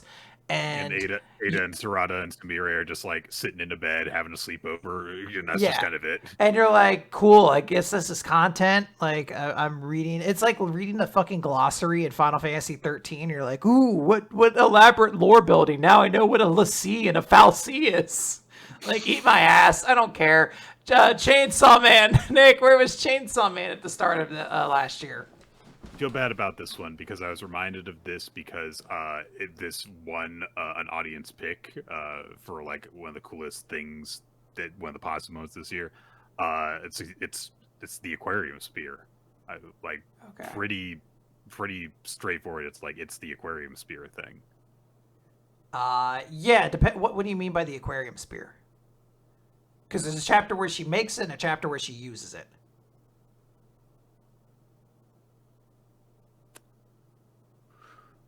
Okay, so let me think about how that plays out. So the aquarium spear, when she uses it, is just the action and the conclusion to all that. Yeah, she fights. Denji meets a penguin. Oh.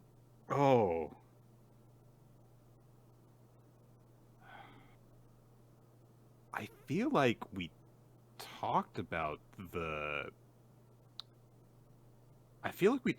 stuff that happens before that this year, as in the part where she decides she comes up with the plan to quote unquote buy the aquarium so that she can use it as a weapon. So I guess that my guess would be the one where she makes the aquarium spear. Yes, if that's what you're going with, yeah, it's where she and Denji bond. She helps like gather money and everything, and then she buys the aquarium at the end.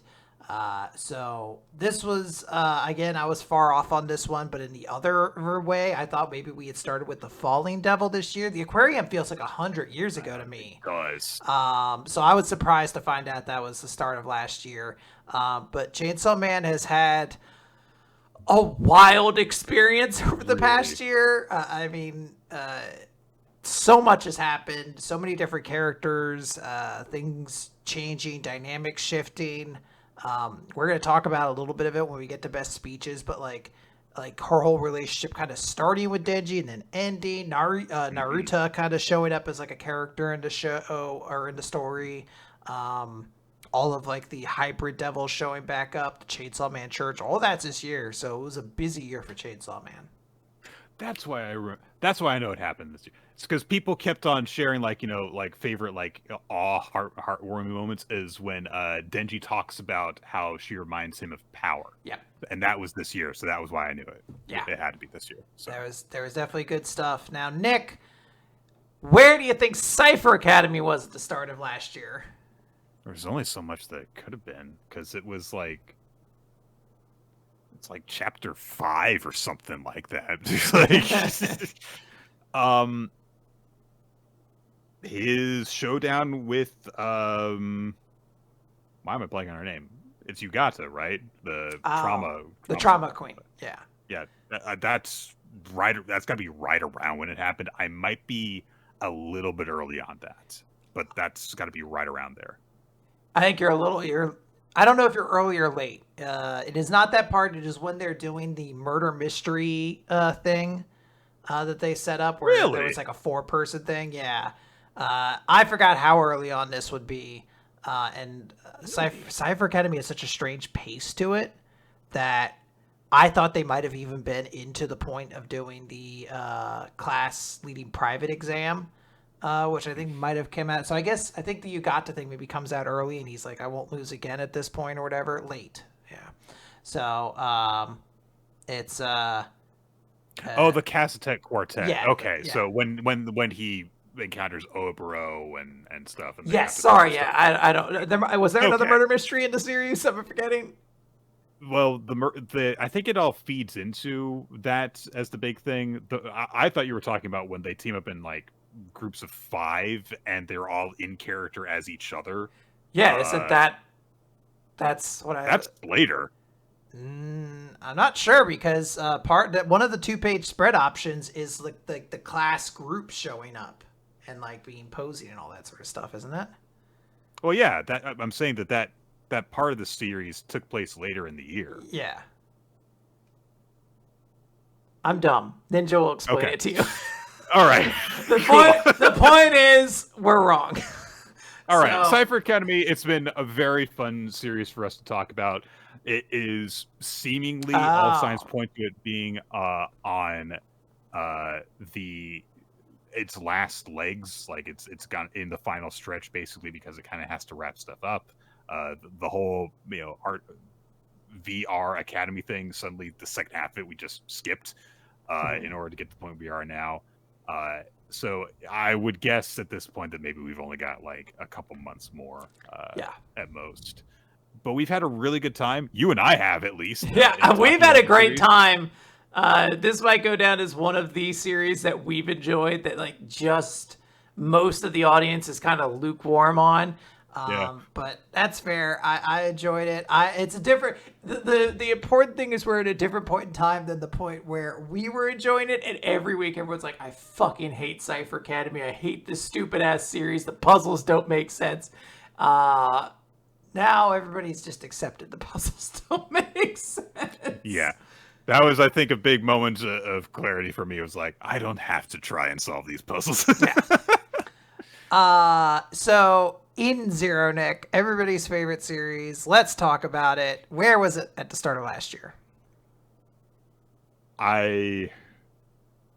So this is complicated by the fact that Eden Zero went away for a little while. Yes.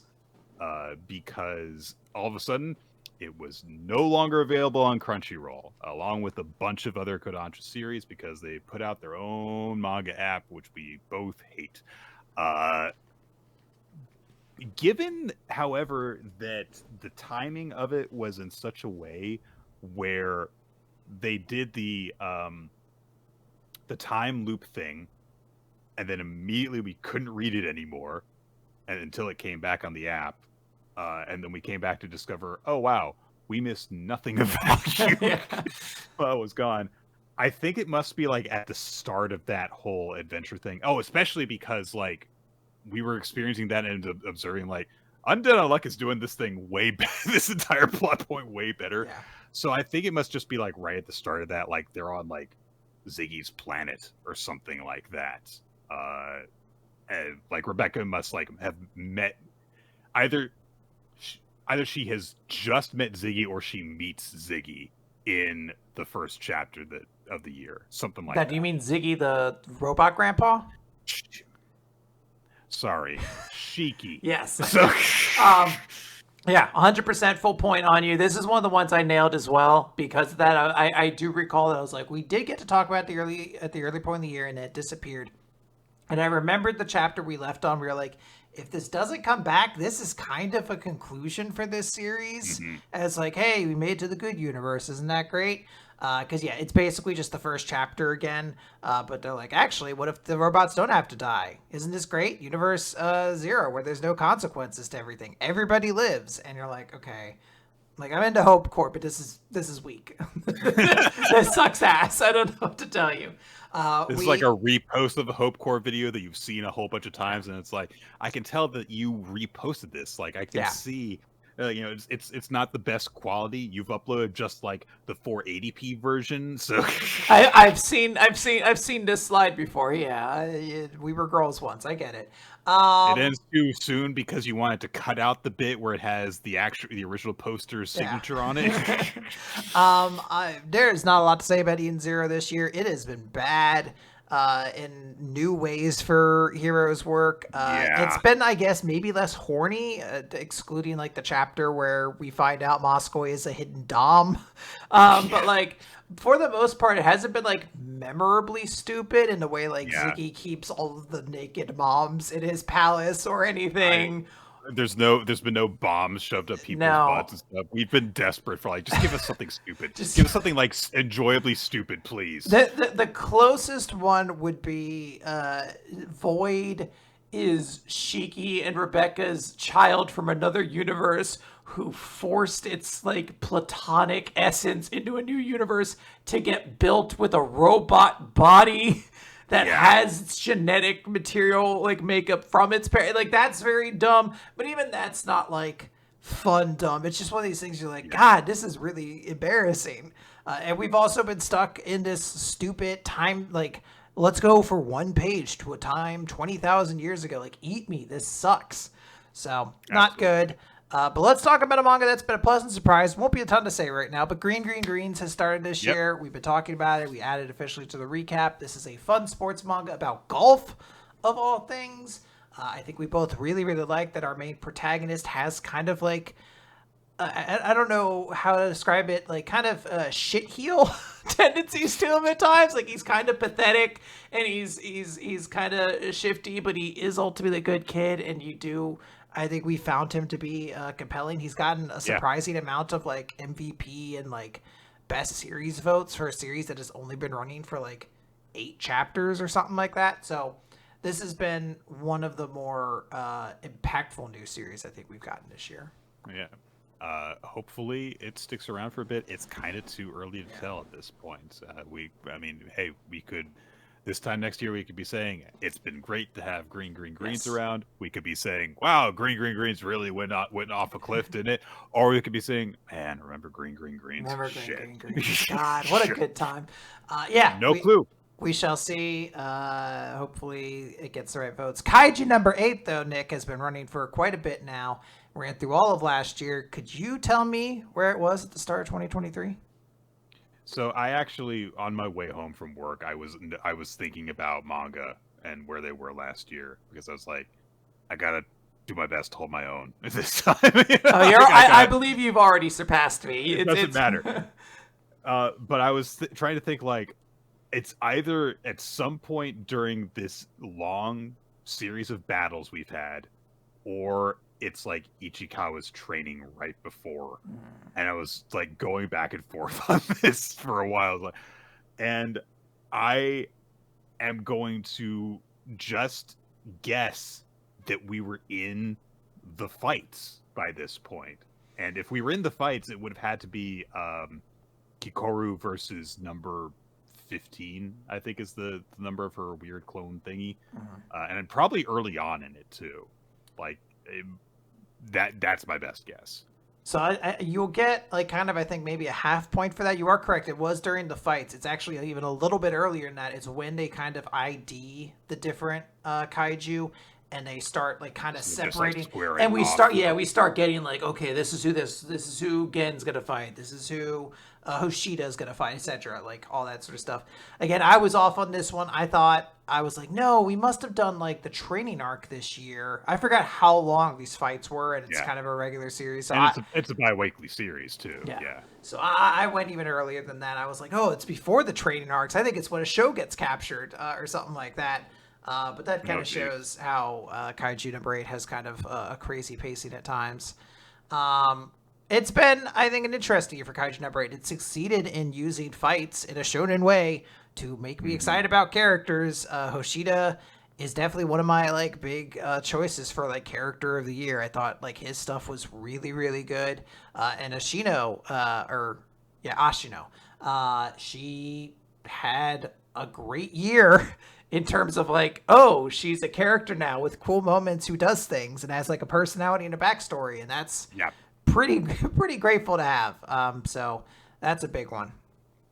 I feel like Kaiju No. 8 has had like a return to form. I feel like towards the tail end of last year, we were like, Kaiju No. 8 hasn't been as good. I like this stuff that they're doing with Ichikawa, but I feel like this was very much just like cool fights that make you care about most of the characters who are fighting more. There was one where we were just like, still don't care about you, but. Nick, let's talk about another series that ended this year. Mashle, Magic, and Muscles. Nick, could you tell me where Mashle was at the start of this year? Last year? Oh, man. I have always been bad at knowing where Mashle was. It's got such a... If it helps, this is one of the ones I was, like, obscenely off on. Okay, I'm just going to assume that because it must have been like in the lead up to like the conclusion. I'm going to guess that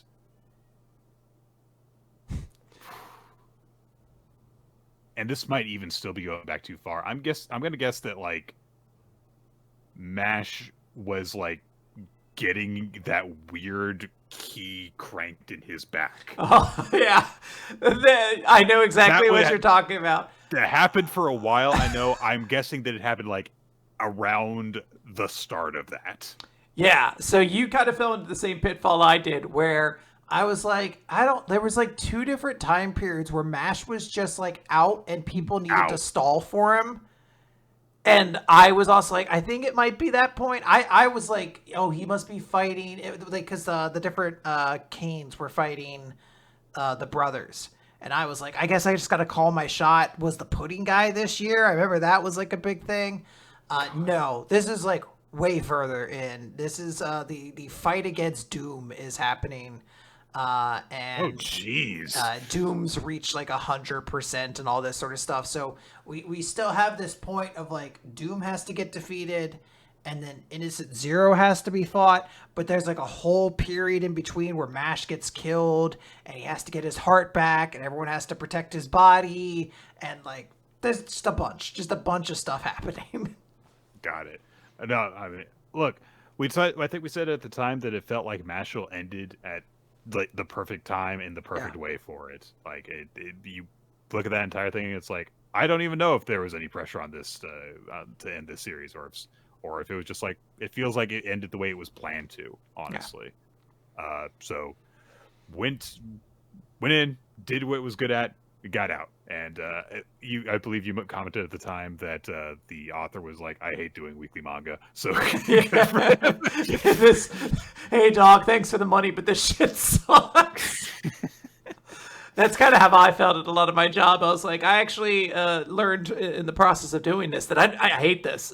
So I'm gonna not, if I could, anymore. But thank you for the money. It's appreciated.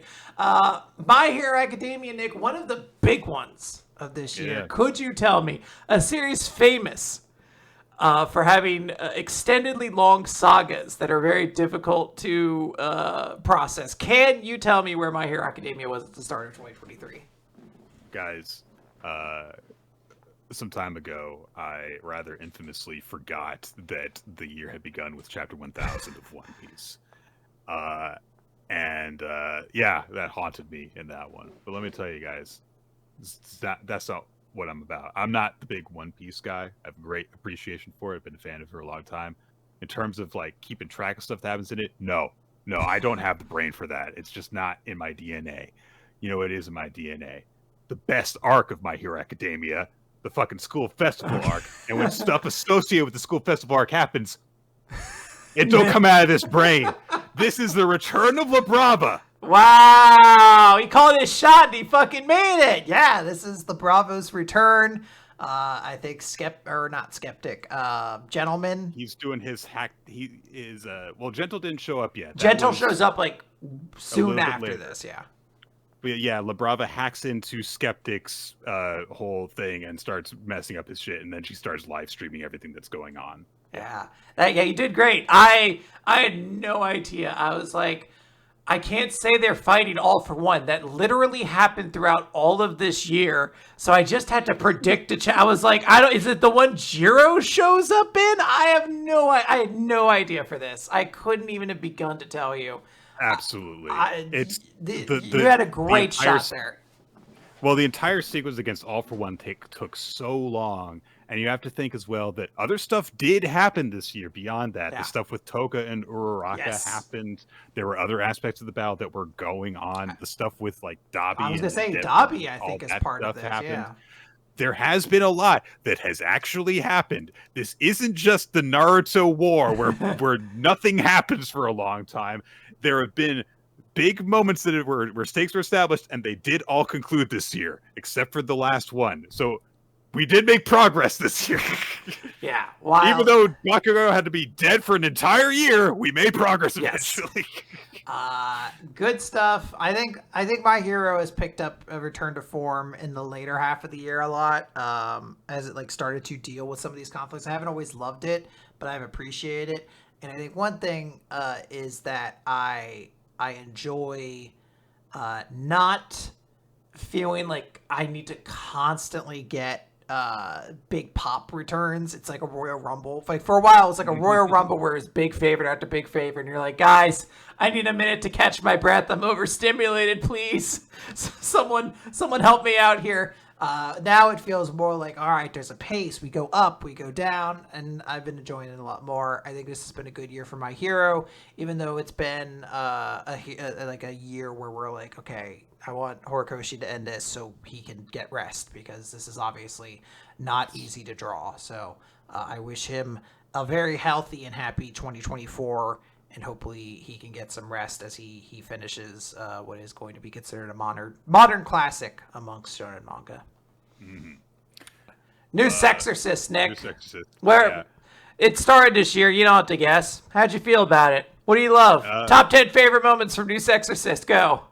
It's very hard. Number one, their bikini tops fall off and they don't know how to put them back on. And number two, that guy pissing himself. Number three, Zeno in his underwear. It happened a couple times, I think. Number four, not related by blood. And everyone's like, oh, it's hot. My God.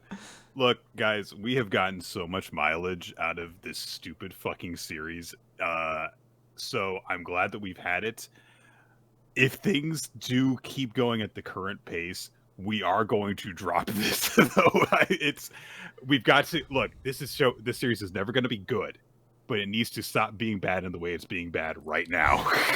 Yeah, we shall see. The series is like in this weird mix between like sometimes it's really horny and bad, and then sometimes it's just bad Bleach, and Bleach was already kind of bad. So I'm not. I'm in this weird space of like I don't know which quality I want because both are really upsetting at certain times. But yeah, I don't know. Let's move on. Let's talk about everybody's favorite. Nick, can you tell me where One Piece was at the start of 2023? I don't know if I can. I can at least tell you they were on Egghead. But okay, so here's some things I know happened this year. I know that like York got revealed as the traitor. Yes. but I don't know exactly when that happened. I think that we had hints that there was some sort of saboteur, but like I don't think that she just. Man, I don't know the stuff that actually happened in the build for this. I feel like I'm going to guess like it's when she fucking is revealed, but I think that that's too early. But I don't know what else to say because I can't name anything else of relevance that happened on the island. This is one of those moments where I had to say, Ninja was just like, if you can name a thing that happens in this chapter, you can get a point. And that's where I'm like, fuck, this is one of those chapters where like 17 things happened. And I'll note, I was way early with my predictions. I felt kind of ashamed because I was on the wrong track. But if you could name one of the things that happened this year, and those like... It's when they discover the fucking vending machines. No. Okay, you're done. You're good. This is one of those chapters where we did spend a little bit of time in Egghead Island. Oh. Where they were like, let's check in on kid-in-law. Yes. It was kids showing up in Elbath. Kuma reaches the red line, and then Garp's gonna save Kobe. Which all things that they kind of like eventually talk about this year. But there was so much. I was way off. I was like, maybe this is the chapter. I know this just got animated recently, so maybe this is too soon. But they reveal that Buggy and Luffy are the new emperors. And like maybe this was, I still thought like, I was like, they might be at like the very, very tail end of Wano. Cause in my mind, I was like, I don't feel like we've been in Egghead that long, but I think it's just because we keep bouncing to different stories that it's hard for me to like process what is Egghead Island. It's been the bouncing around the world to check in on different things. It's been the flashback with Kuma and Bonnie, and it's been that One Piece is essentially a 3 chapters a month series at this point. Yes. So it doesn't get as far along as you would expect it to. So I knew that we were on Egghead, but yeah, just like the amount of jumping around and stuff that has been happening, I didn't even take that into account. I just was like, I don't remember what the fuck happened on Egghead up until like the actual plot starts happening. Yeah, I mean, legitimately, it was hard to like nail down. It's been more fluid since then, but like One Piece, especially at the start of like Egghead Island, was like, I'm gonna jump around a lot, and you're like, fuck, because they would do the thing where they'd keep like the narration be like, this will be an incident that will change the world forever, but now we go to another incident that will change the world forever. I'm like, fuck, I feel like now is actually going to be a really good... Nick, put this in your noggin. You let everybody down about chapter 1000. Kuma's flashback is over. That's all you need to remember. We're out of the Kuma flashback. So store that in your brain noggin. Little nugget. Save it for later. I'll try. I'll put it in a paw bubble over here and then absorb it later. Yeah, exactly. Let's talk about another series that ended this year. We only got to talk about this for a brief part of 2023, but that would be PPPPPP, the musical manga that made us all sing. Did it? Nah, Did it though? No. Not at all. But it was an enjoyable series in its baroqueness. Yeah, this is a tricky one because after the competition between Lucky and Fanta's teams, it just nothing like really of importance happened, but there was like a little bit of stuff that was just kind of like, here were some things that I was planning to do, and now we're just gonna not do them. Yeah, I kind of wanted to just say it's the chapter we meet Dawn. But it's a great guess. That's a great guess. It's right around there. Yeah. But I think that this was in the flashback with fucking what's his face, the guy who was like a hippie at the time. He's like kind of tells the story about how he met Dada. Yes, Dada. I think that it's within his flashback. So I'll let Ninja decide if you get a point there. This is a flashback. It's Gakuwan's flashback that I think might involve Dada to some extent. I think Dada's flashback is like right before the end. I think like we do Dada's flashback and it's like an end chapter. It felt very whiplashy. We were just like, why did we spend like 2 chapters focusing on Dada or whatever? Right. If it's Gakuen's flashback, it's about how he met Lucky and the other's mother. Yeah. So I will note, not a memorable end for the series. It kind of like felt sudden. There were a lot of plot points that kind of came up and came out and then left. As you mentioned, Don was brought up and we never got to know what his deal was. It's a shame. If you are curious, the manga for the series is drawing a magical girl series. I need to look up the name of it, but I believe it is available on Manga Plus. So I'm going to see if I can't get that name real quick for you. But did you have any big thoughts on PPP's end, I guess? Because it's really all we could talk about. Yeah, that's basically it. Yeah, this was, I guess, at the point where it was kind of like, well, the series is just going to end, but we kept on kind of second guessing it because of the pace at which things were going. And so when it does end, it just ends on a very sudden, unexpected note. It's like, at the end, and that's just it. We did, however, get some sense of closure for a couple of the side characters, including that Mimin and Maloli are definitely girlfriends. It's canon, and you can't convince our audience otherwise. That's the chapter I guessed. I was like, I couldn't remember specifically what happens at the end. I just know that there was like a chapter like that, and I remember calling at that point. I was like, this feels very conclusive in a way that makes me think this series is ending. By the way, Apollo 3's new series, Magical Girl Tsubame, I Will Not Save the World, is available on Manga Plus. So if you are interested, you can check it out. I know we have quite a few fans of Apollo 3's work in our Discord. People love PvP, so you can find more if you're interested. We also had fun doing our guessing games, our wrestling guessing games when we were covering that series. Yeah, Nick, you want to start a 2 on Ice guessing game? I'm thinking of a tag team. They were racist. Let me unwind the scroll. You're like, I'm gonna start with Mexicool, and you let me know. Racist gimmicks. Yeah. I thought you were talking about the Harris twins. Okay. You were like, let me... the Briscoe brothers. Yeah, you're like, let me just start naming fabulous Freebirds. Yeah. So, no, let's talk real quick about Spy Family. This is a series we've been talking about all year. It's been very, very good. Could you tell me where this was? My timeline, unfortunately, for this series is kind of messed up because I'm watching the anime while also reading the manga. So there's like stuff like, when did that happen? And it's like confusing it for me. I think that we had met Damien's mother by this point, which means that I think that this took place during the bus jacking.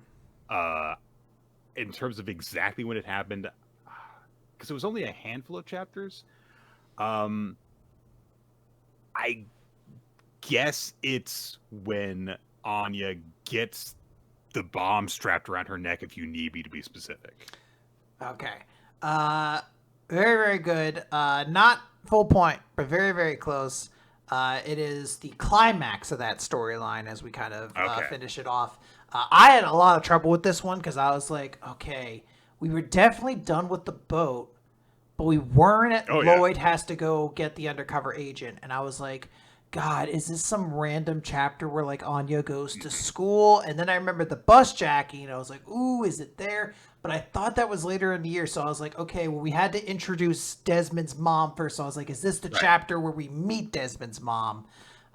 So that was my challenge a little bit. You were a little bit too early. Yeah. Then. But Spy Family has been interesting this year. I think really, really good at times. It's also, I don't know how to phrase this. I think maybe the just length of this series. I've seen Anya be cute a lot of times before, so a lot of it blends together at this point. So really, I kind of live and die based on how good the big arcs are. And the bus hijacking was really, really good. I was less a fan of Lloyd's going into the other side of the country and whatnot. The Wesley Wheeler whole thing. Yeah, we were pretty done with it by the time that ended. There was good stuff. Nightfall legitimately redeemed herself to me. I was like, okay, I kind of enjoy this character, but I wasn't like in love with that arc as much as I wanted to be. Yeah. We had some good stuff, certainly. Especially considering that they've also brought in the Damien. Is the kid's name Damien? Damien Desmond is his full name. Damien. Okay, yeah, all right. We've brought in these two, neighbor characters now, and it seems like they might be a nice recurring addition to the series. Yeah. Tenmaku Cinema started and ended this year. We had a great time talking about it. It was kind of unfortunate when we realized about midway-ish through, like, this isn't catching on. This isn't catching on as much as we want it to, so let's just enjoy it while we can, kind of thing. I did really like it, but I do understand why it didn't catch on. And I do hope that Shunseki and Yuta Tsukuda do not look at this and go, we should have put that girl in more swimsuits. Our big mistake was this should have been hornier. Yeah, just please don't take that as the lesson for this, because I thought that what they were doing was fun. And I would like to see them do something not quite like it, but more in its direction than Food Wars was. Sure. I love this series a lot. I have a very passionate interest in movies. It's one of those things that kind of brings me comfort. So the idea of watching people get passionate about movies always kind of like wells me up. It's like a Hope Corps post, it just fuels the soul, Nick. But yeah, I really did enjoy this series. I'm very sad it ended early. I would love to have seen what they would have had to do with like rival characters.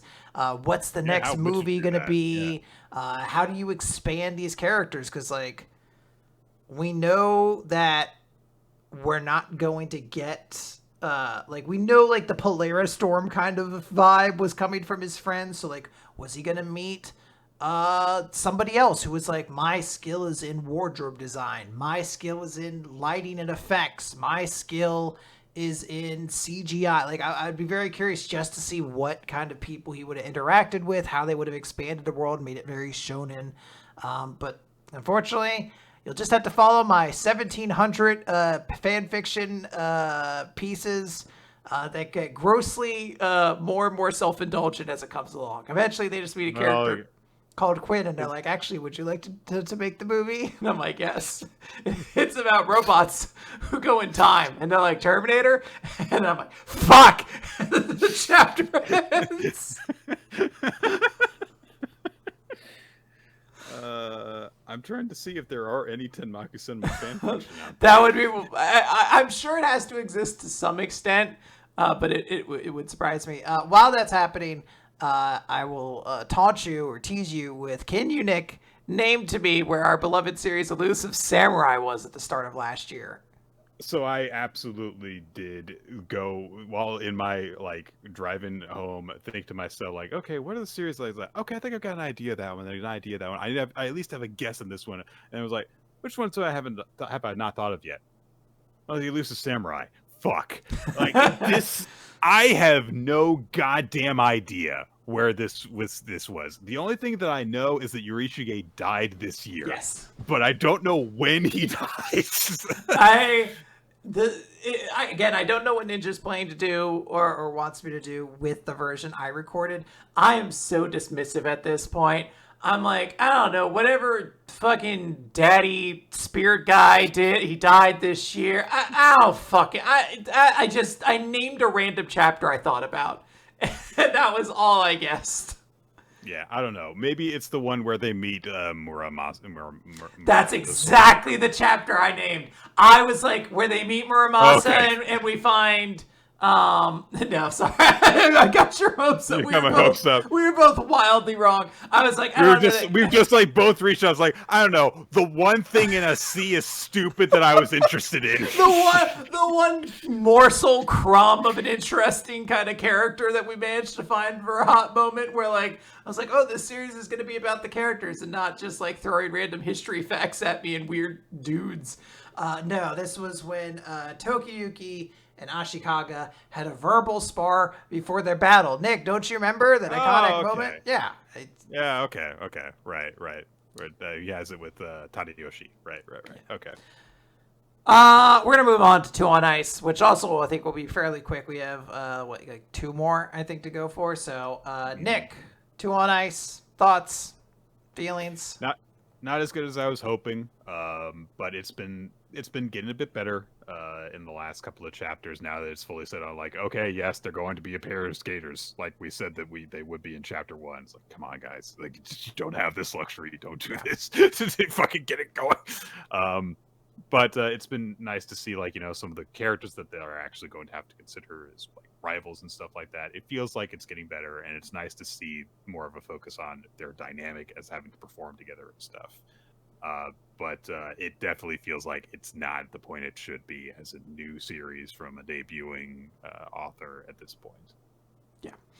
I have very few thoughts to say on it, so I won't even bother. Undead Unluck, Nick, do you know where this was? This is the one I was the worst on, I think. Really? Yeah, you mentioned that before. Yeah, I was really far off on this one.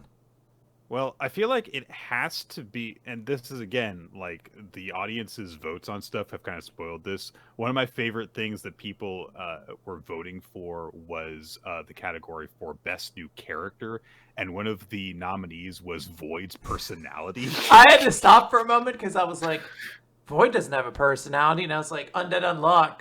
Undead Unluck. Void doesn't have, yeah, I was like, maybe still asterisks, but there was a point in time where he did. Yeah, and I think that's like where this was. It was like, because we were definitely past getting Gina and Nico with the group, and we were on Void at this point in the story. Yeah, you're in the right realm. Can you name a chapter in the Void arc that you want? I can't name any chapters. I don't remember chapter titles except for.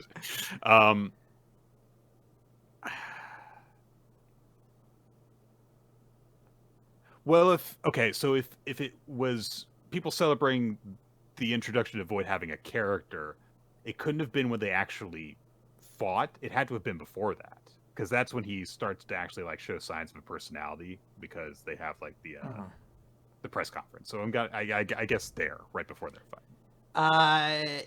Yeah, I think you're just like a chapter off. Basically, she does the press conference with him, and she makes him take the challenge because she kind of taunts him basically until he does it.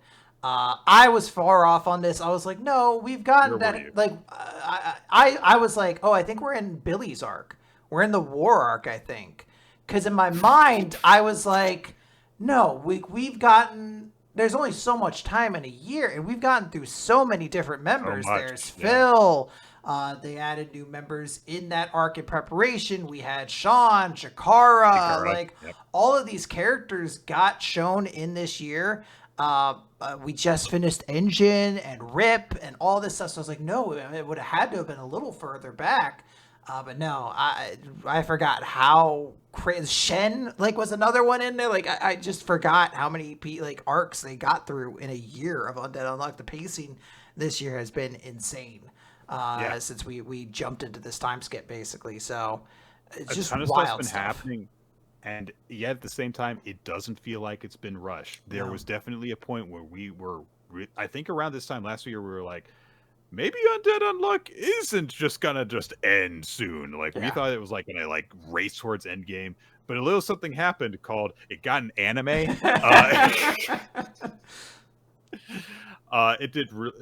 It's been doing really well this year. It's been great, and has featured one of the best heroines in Jump too. Yeah, so great stuff. A lot of things there. We're gonna end this, Nick, with everybody's favorite. Can you tell us where World Trigger was at the start of 2023? I have to give you the same caveat Ninja gave me. You can't just say away mission arc. That doesn't work. So.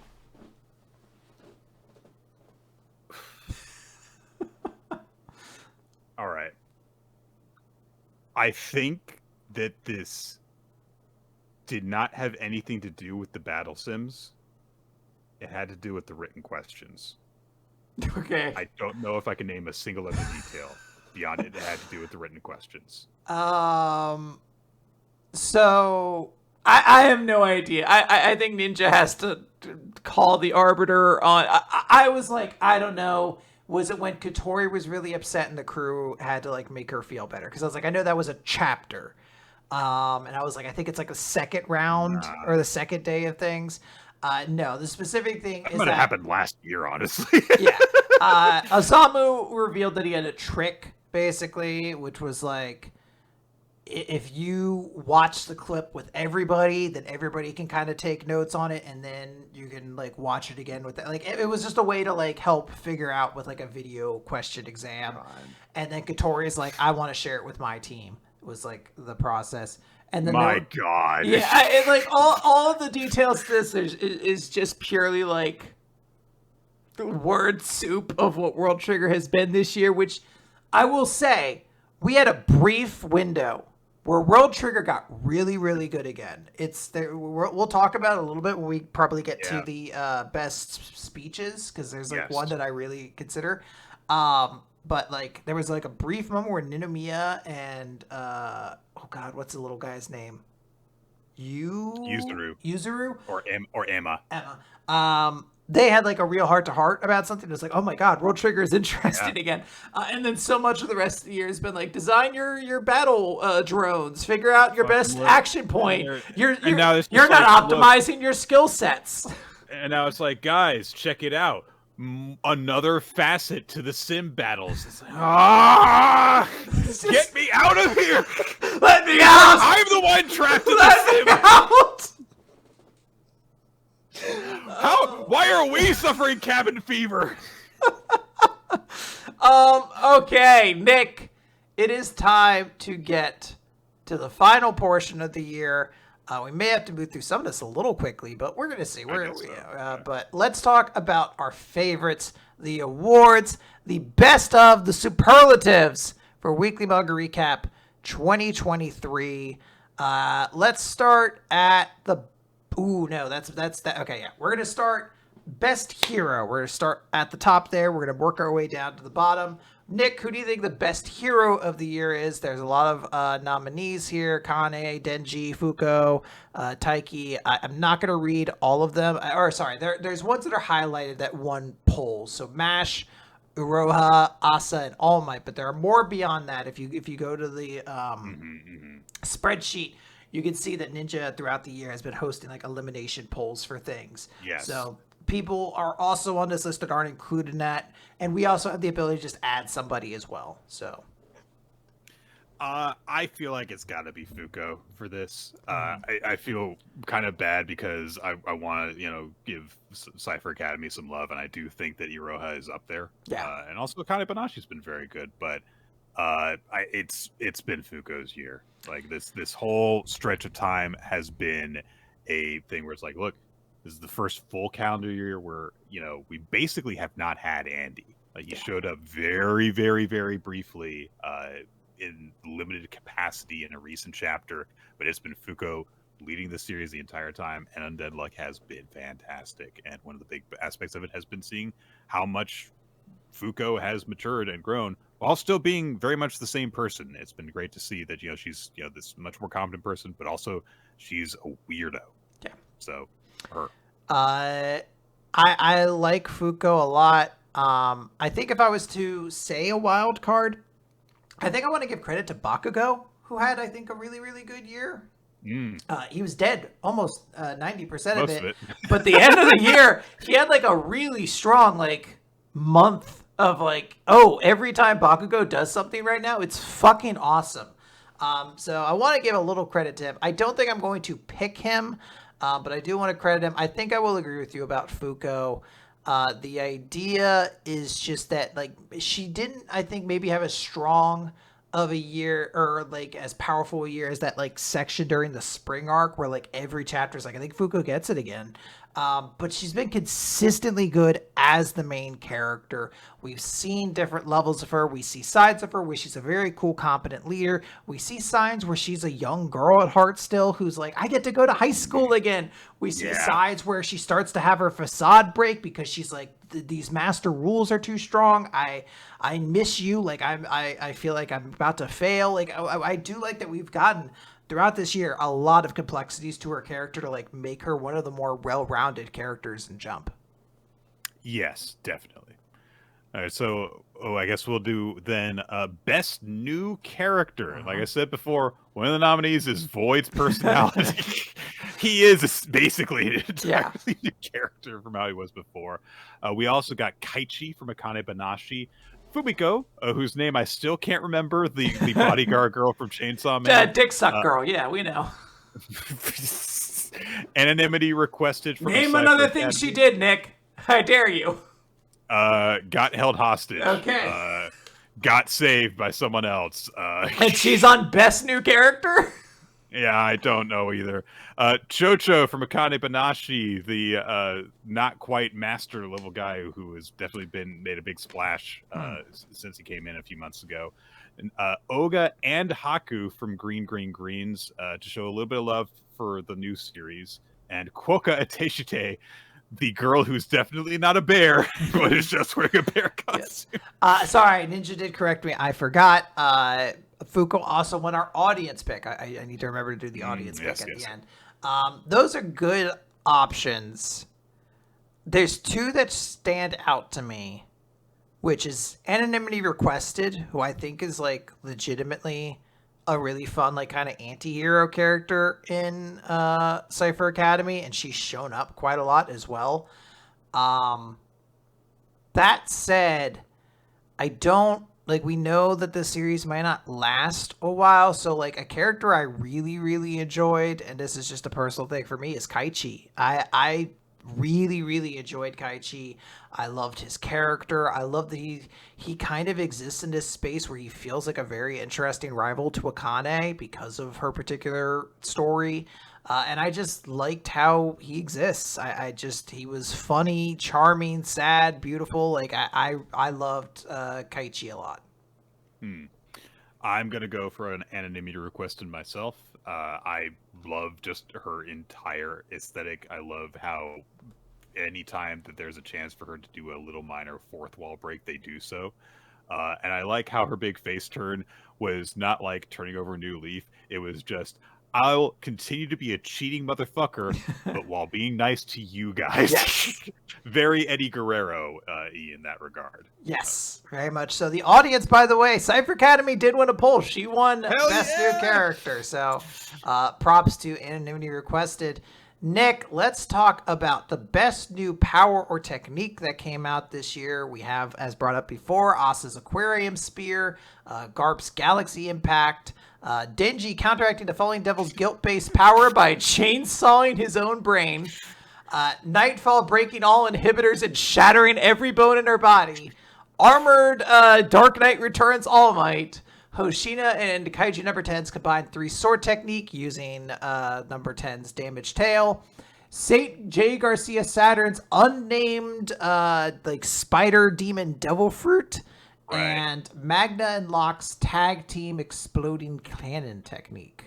Black Flame, Black Lightning, exploding cannon.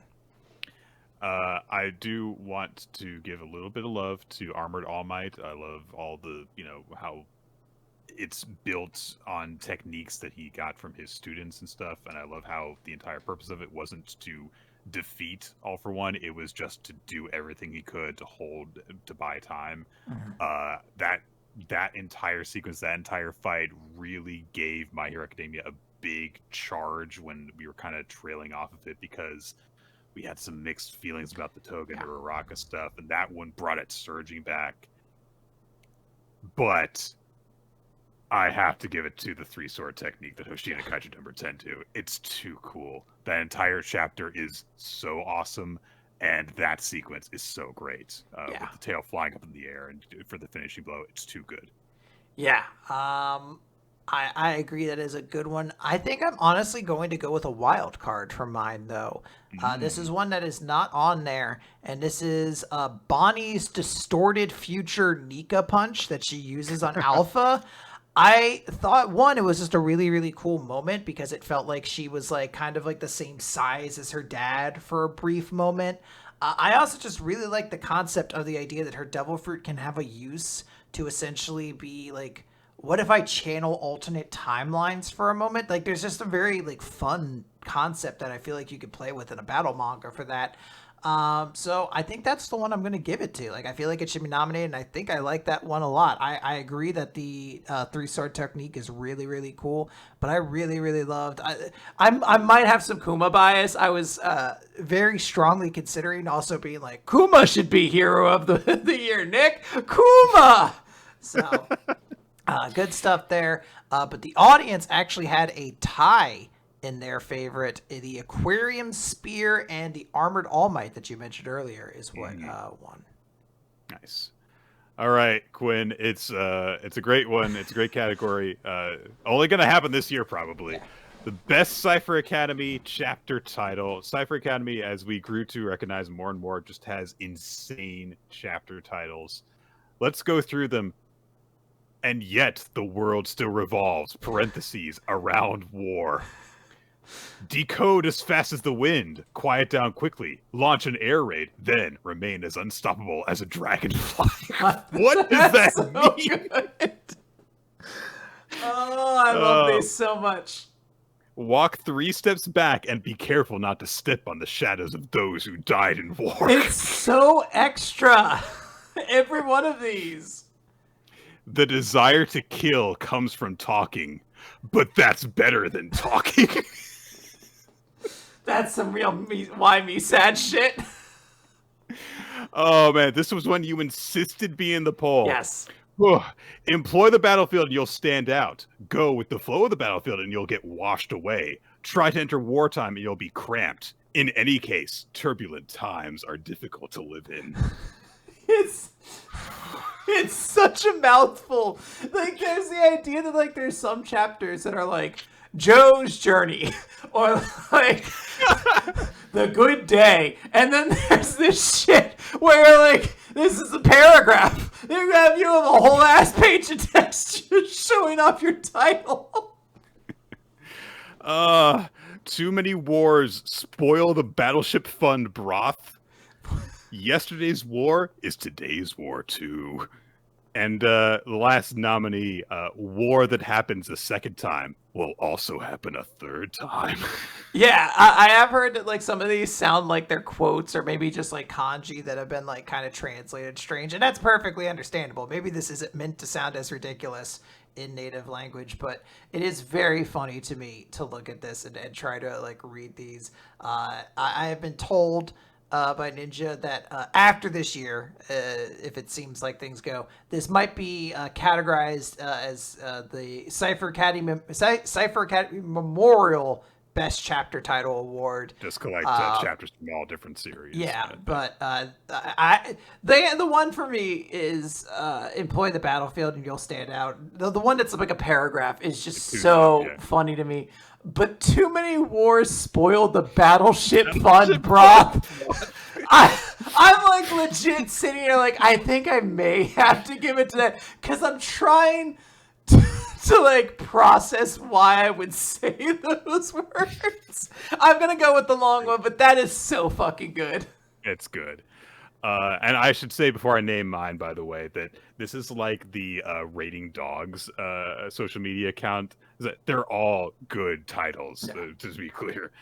My winner, however, is going to be Decode as fast as the wind, quiet down quickly, launch an air raid, then remain as unstoppable as a dragonfly, because I love the Furin Kazan quote from The Art of War, and that is clearly a take on that, and I fucking love it. That is, and it's ridiculous and stupid. It's great. Do you, Nick, feel you channel in life to remain as unstoppable as the dragonfly? Have you embodied that mantra? Yeah, no, but I do decode fast, quiet down quickly, and then launch an air raid. The audience, by the way, agreed with me. I believe it is the Employ the Battlefield and You'll Stand Out quote. So good stuff. Great stuff, you could even say. Love Cipher Academy's titles. Nick, can we talk about the worst relationship? This was a poll that you asked to have added and gave your answer. The options are from all of our favorite series: Witch and Wizard from Eden Zero, Universe Zero Shura and Ajuna from Eden Zero, Elsie and Justice from Eden Zero, Kawaki and Ada from Boruto, and Boruto and Sarada from Boruto. All of these terrible. Nothing romances all the way through. Right. My word on the matter was, you can nominate whoever you want. It is Witch and Wizard, and you're wrong if you don't say it's Witch and Wizard. Now, can I pose the argument about Universe Zero, Shura, and Ajuna? In that, which one is Universe? So Universe Zero is the one that they're in now. Yes, it's the current version where everything's good. So they took the same. Boring. They took the same story. Like Ajuna was like investigating him and was captured, but instead of her being like subjected to sex slavery and torture, she instead was just like, "Oh wait, I do love you." And they're like, "No, in this universe, he doesn't have to. He's good. He's just fine. He doesn't have to emotionally torture this woman and just abuse her. They just love each other because love surpasses all of the universes." By the way, this is also the universe where they established that there is a revolutionary army, and then he's like, "But everything's good." So yeah. Why do you guys exist? Fuck, this series is so stupid. I will, for the sake of time, agree with you about Witch and Wizard, but I wanted to call attention to that one because that is a gross existence. The audience was wrong, by the way. They were wrong. In a three-way tie of Boruto and Sawada, Kawaki and Ada, and then Shura and Ajuna. I'm just glad it wasn't Elsie and Justice, because it's like, that's disqualified. They weren't in this year. Yeah. Come on, guys. I know that they're terrible, but they weren't in this year. Yeah. But yeah, they're all bad. So thanks, everyone. Yeah. Best speech. I don't think we have time to go through all of the nominees on this one. Yes. There's so many. There's a lot. Asa ranting when she gets stood up. Luna's speech about her memories and not regretting having to give them up. A narrative speech about how crazy Takauji is. Denji's speech to Asa about living. Buggy's speech to his crew. Shen's speech on why he wants to be strong from Undead Unluck. Ninamiya's rebuttal towards Yuzuru.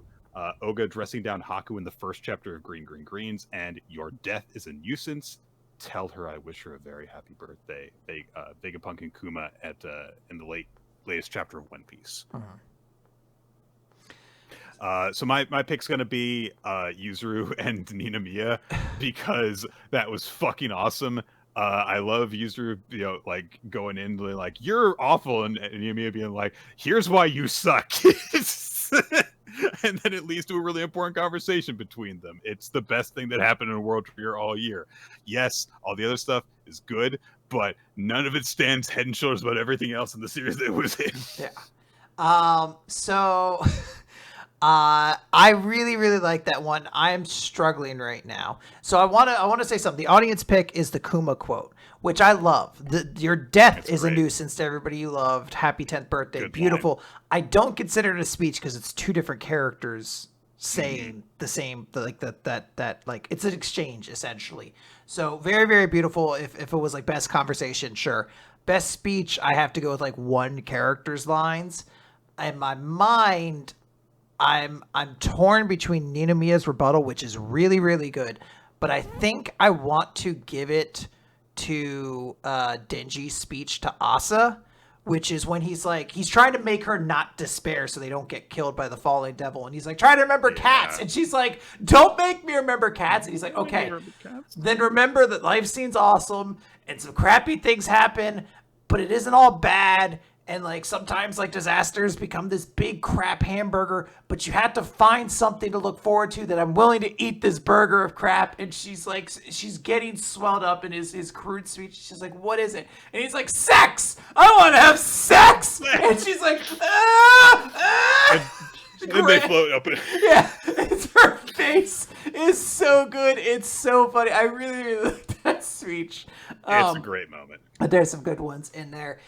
Let's do biggest what the fuck moment here. Yeah. So, Nick, PPP, sudden ending of Brilliant Lucky taking over and punching Gakuo in the face. Option 2, Sarada appearing to help Boruto against Kwaki only to be completely useless and needing Boruto to pull her out of the way of Kwaki's next attack. I forgot about that. 3, Ada's charm ability is actually a greater manifestation of a greater reality warping ability called Omnipotence, which Kwaki is able to switch his and Boruto's identities with almost everyone's mind. Great thing. In 0, of course, Moscowy's button turns him into a space butler named Cosmo, and Sister didn't want the button pressed because it switches her dom-sub relationship with him. Also for me in 0, Laguna turns robots into water because they were metaphorically crying, which is not how his power has worked to this point. Also for me in 0 point is Ziggy, aka Shiki's unborn son of Eureka, whose thoughts have somehow transported to Universe 0 and been given a robot body.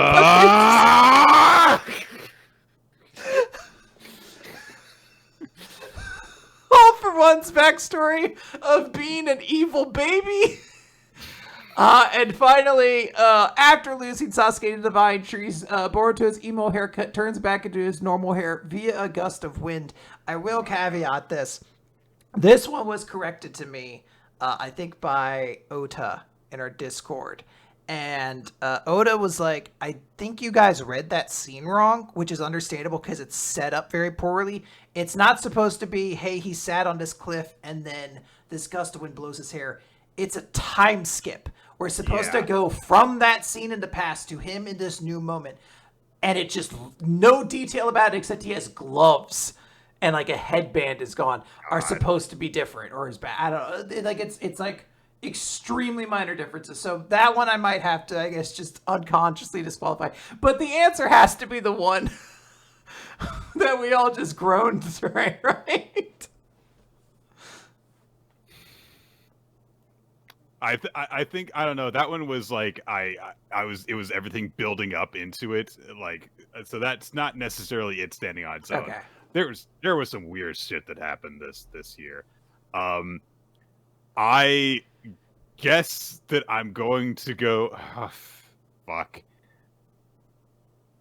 You know, I think that the most appropriate one is the Moscow thing. Like, yeah, it's Moscow. It's like, it's not necessarily the most outlandish thing, but it is the most outlandish thing that has no fucking purpose to it at all whatsoever. Yeah, we're in the home stretch of this fucking series, and it was like Hero was like, shit, this don't push thing has been like a button I've been holding over everybody forever. I have to push it. What should it be? He's like, sexy Dom Butler. It's so worthless. It's so out of nowhere. It like conceptually makes no sense to me. Like I could understand if it was like, oh, if I push the button, I turn into a bomb, or if I push the button, I go into super robot fight mode. The idea is like I push the button, I turn into a completely different person with a different personality, and I've been forcefully kept in this mode by my dom so that I can like not dominate her because she goes sub crazy for me. It's such a wild fucking choice of a narration. The audience, by the way, picked the PPP's sudden ending and slapping of Gakuro as their pick. Yeah, and that's understandable too. The other thing that I would say against it is this, like, well, it had to end suddenly because it ended. But yeah, that as a conclusion, the face is crazy. It's very, very good. Best 2-page spread. It's kind of hard to just like describe all of these individually, so I think I'm just gonna like name my pick if that's okay. Yeah, absolutely. Again, reiterate, the Google Doc is available. The Ninja X3i sets up. You can find it on our Discord. All of the images can be found in it. So if you want to see these nominees and see if you agree with us, go do that. It's Mina Akira sliding on a tiger. That's it for me. Yeah, I'm torn between that and the Void cover because I love how it's like set up like a boxing graphic. But I think I have to give it to the Akira slide for two reasons. I mean, like, one, it's an Akira slide that actually gave Mina a personality for once. It's like, holy shit, this might have redeemed her whole shitty character at this point. But also, the Void one is a color spread, and I tend to like try to favor actual like 2-page spreads in the manga, like, because they're usually, you know, what diegetic is the word, like it's meant to be within the story, whereas color spreads can be a lot of things. Anyway, that's the one I'm going to go with as well. I'm going to go with Akira sliding on a tiger. I think the audience had a couple of these. Akira sliding on a tiger is one. Somebody's prayers that Bakugo has was flying towards All Might, and there's like everybody's like giving their wishes, so he'll save All Might. And then Quan Chi taking out the three other weapon devils, like reappearing in the story out of nowhere to just kill these guys immediately, was also picked. So 3 good ones there. Yeah. We're gonna move then from there into best twist. So I've got a bit of a bone to pick with some of the nominations on this one, because I think that some of them aren't actually twists. Some of them are kind of like, no, I think that makes sense as a development. Shanks immediately and totally destroys Kid and his crew. Mash interrupts Innocent Zero's sympathetic backstory, which was pretty funny. Akane loses to Hikaru at the Rensei Kai by 1 point in Akane-banashi. One Piece, York speaks with the 5 elders as though she's in control, and then it pans back to reveal she's already been captured by the Straw Hats. The Chainsaw Man Church's true goal of turning their followers into mindless Chainsaw Man clones via contracts with fire for the sake of increasing fear towards war on Chainsaw Man so that they will be strong enough to fight death. Barham sets Denji's apartment complex on fire, killing Meowie and the dogs. You don't know that. They're not. How do you know they're dead? Come on, guys. And One Piece again, J. Garcia Saturn has a monstrous demonic form. And also One Piece, Bonnie's true age is 12, and she is not Kuma's biological daughter. I'm going to go with a wild card on this. This is not a nomination in any of these. I'm going to go with Kaiju number 9's plan is to absorb Mina. I thought that was the big twist this year, that was his true intention. You go into that whole thing thinking he's going to be targeting Kaiju number 8. He's going to be trying to absorb Kafka or something like that. No, his big plan is I need to absorb Mina, and that way humanity will be defenseless. I thought that was a great twist, and it made sense as well. Yeah. Sorry, hold on. I think the one that I go to on this, because there's a couple that aren't really twists. The Barham thing is really, really good, and it is surprising. Shanks killing or taking out all of Kid's crew. I'm also on board with. I think J. Garcia Saturn showing up and turning into a giant fucking devil spider was so surprising. In my mind, I was like, the 5 elders might not be anything. Like, I know one of them has a sword, but these might just be like figurehead dudes, especially after Emu showed up, or Im. I was like, they might not be anything. So I'm going to go with J. Garcia Saturn as my pick, I think. Although I do like the Bonnie twist, it just had creepy elements because of the way she's been framed in the story that make me hesitant to give it to that. Mm-hmm. Okay, we've got then the audience picked for best twist Barham setting Denji's apartment complex on fire. Which I do kind of understand that. People were like, no, the pets! So I understand that having an impact on people, definitely. We've got then best fight. First is for Ginka and Luna. Luna and Locke versus those 2 assassin mages. Feels a little bit... Mash and allies versus Innocent Zero. Iroha, Toshisai, Yosamura, and enemy requested in the Leaky Poker match. Hoshina and Kaiju number 10 against Kaiju number 12. Nightfall versus Wheeler. The battle at Full of Lead involving Garp, Kobe, and the Marines against Blackbeard Pirates. All Might versus All for One. And Bakugo versus All for One. This isn't a contest, right? There's one choice here that's the standout. I feel like there's 2 choices. Okay, I'm curious to hear the other one. I don't need to say it. If the one that I think is the right choice is not one of your 2, I might quit this podcast. I don't believe for a second it's not one of your 2. I'm only curious to hear what the other one is. It's either the Kaiju number 12 fight or it's All Might versus All for One. Okay, it's 100% Kaiju number 12's fight. That fight was fucking awesome. I can try. I can kind of see where you're going from with All Might versus All for One. All for One to round 2. But in my mind, it's so clearly that Hoshida fight, which just executed on like every level.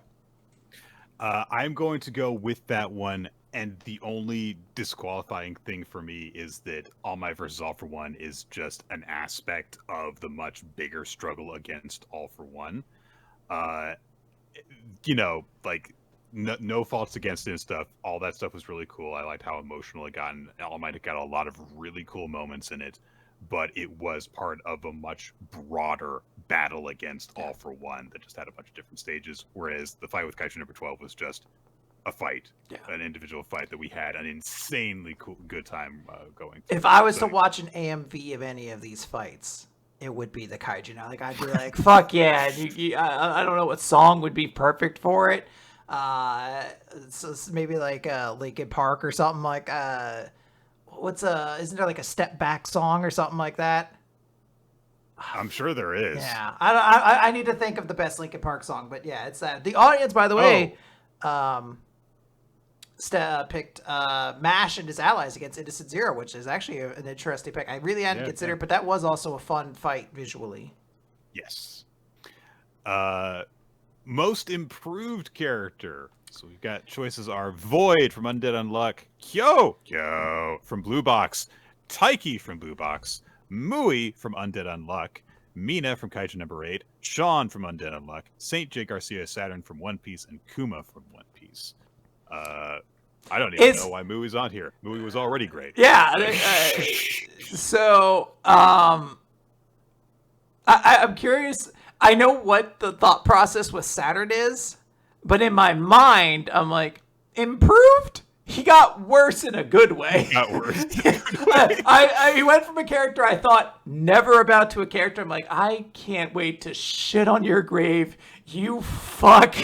Honestly, my pick isn't in here. I'm going to wild card it, which for me is Bonnie. I did not care about Bonnie. If you asked me before this, I would have put her in like the mid tier of the supernovas. I didn't think a lot about her. It felt like they weren't going to do it. She, I believe, had one of the lowest bounties, or maybe the lowest bounty, which is kind of like Odo speak for like she's the weakest of these or whatever. Right. And I've gone to being like, man, I hope she gets to join the Straw Hats. Like, I was like, I like her. I love her story. I love how sweet she, like, is. Her character has, like, flourished in all these details about her. Why her name's Jewelry. Why she has her ring. The weird lipstick. Her outfit. Why she changes ages and has kind of, like, a crazy personality. Like, everything fit so much more for that character this year that I was like, holy shit. Like, not only is she one of my favorite, like, supernovas, she's one of my favorite characters in One Piece right now. Like, I want her to get revenge and fucking kill Saturn and have a happy fucking birthday. That's what I want. Hell yeah. I think I agree with you. I think that there are some good choices here. Like, I do think that, yes, like, Void is way better in that he's an actual character. He's not just some dude that got killed once. But my God, this entire flashback with Bonnie has done her so much justice. Just every single aspect of her is so much more interesting and sympathetic and fun, like you said. So I got to go with her too. Yeah, she went from being a character who kind of showed up to be like, I'm sneaking around, or I've been captured. Yeah, like one of her most memorable events was being captured. And people were like, why didn't she get killed or whatever? Like the question had to just being like a character like, oh, what a rich and enchanting backstory that pulls at my heartstrings. Absolutely. Nick, you should be excited. It's time for the Bleach Memorial Best Severed Limb Award. I love the commitment. The options are Kaiju number 15 getting her arm axed off by Kikoru, Jack the Ripper getting his arm blown off along with the hole blown through his torso by Morgan and Black Clover, Kaiju number 15 getting both her arms cut off by Kikoru's water skimmer. Guys, you can't have two arms getting cut off from the same fight and expect either of them to get votes for this. That's come on. Bully guy getting his arm cut off by the spirit in the first chapter of Nue Sexorcist. Hoshina cutting off Kaiju number 12's arm and leg using a single blade form. Hoshina imagining that his arm had been cut off by Kaiju number 12. The various limbs of the swords, spear, and whip devils cut off by Quan Chi, or Asa's arm being cut off by Yoshida. So, Asa's arm is the most significantly impactful. That feels like there are narrative consequences, which This is the big question always comes up. What does the Bleach Memorial Severed Limb Award mean? Is it the best arm getting cut off or the one that most embodies Bleach's ability to just constantly cut off arms? It's supposed to be the latter. I've fluctuated on it because mostly it's just like, it's a fun award to do. But in this case, I feel like, yes, Asa's arm getting cut off is the big oh what the fuck moment. A lot of these don't really interest me all that much, but if there is one that interests me, it's one where an arm gets cut off and then it turns out no it wasn't. It's fine. And that is Hoshina imagining that his arm is being cut off, which also serves as just a great beat in that awesome fight that we can't stop praising. Oh man, I will, just for the sake of getting a nomination here, something different. I do love Jack the Ripper getting his arm blown off, while also just taking a much more lethal injury at the same time is very funny. Yeah. Like very casually, just like get rid of this, like to make it more savage is a very funny thing to me, and feels very in the spirit of Bleach. Absolutely. The audience pick for this is the sincere version of Asa's arm being cut off. The insincere version is the bully's arm getting cut off, which is also a great pick for a series that tries to be Bleach so much. It did channel that spirit of just like Bleach's whatever kind of energy. Right. Awesome. Coolest Coolest moments. Oh boy. There's a lot here. Let's see. There is Asa convinces herself that she bought the aquarium for 1 million, turns the place into the aquarium spear, and uses that to escape. Gentle finally showing back up to stop the flying fortress from falling while being empowered by La Brava's quirk. The sequence of Kokoro seeing her mother's ghost just a little bit ahead of her and chasing after her, trying to surpass her mother's ghost, basically. Shanks one-shotting Kid, and then Dory and Bragi splitting their ship in half from One Piece. Yogata solving the cube clock puzzle without even touching her cube, and before Hokaboshi even has finished taking out her own, then inviting Hokaboshi to try to imitate her as she did Oroha last time, if she can. Very, very cool moment. Kaichi pushing ahead with his silly and over-the-top performance, prioritizing audience enjoyment despite knowing that one of the judges will hate it and winning him over. I feel like that's the part that needs to be in there. He wins that judge over. All Might landing blows on All for One in his power suit as he declares he never goes into battle expecting to lose. And a severely wounded and exhausted Bakugo managing to stand on his own long enough to taunt the crying and disintegrating All for One baby. Just when you think about it, yes, he's All for One, the worst villain in history. He's also a baby, and Bakugo's like, I'm gonna fucking kill this baby. Fuck you, baby, you don't beat me! I didn't think about it at the time, because I was like, oh, I'll just find the one. This is a great assortment of picks. Yes. Aquarium Spear was such a cool moment. Gentle showing back up, amazing moment. Chasing her mother's ghost is something I was like, this is actually a really cool way. It didn't end that fight, which I think maybe holds that one back. All Might going full fucking Dark Knight Returns, really cool. I think the one is it cool, or do I just love the moment of Kaichi winning the snobby judge over with his comedy? It can be either one. It can be either one. All right, you go first. I gotta think. I'm going to go with the Aquarium Spear. I really, really like it because it is such a creative use of the rules of the weapons creation that Yor has shared with Asa. But the fact that it's not to use it as a weapon primarily, obviously it does get used immediately in the next chapter, but it's so that she can get rid of their prison. It's just very cool thinking in a way that it's a very kind of like Jujutsu Kaisen kind of approach to solving things that you don't see in Chainsaw Man very much. Of like, well, I've got this special, rules that my thing follows, so they overrun your rules that you're applying to us. I like that aspect of it more than just like she creates a spear out of this thing. Is like she finds the workaround to get out of the prison. It's cool. Yeah. I really do like it. It is such a cool moment. The audience, I believe, also picked that as their answer.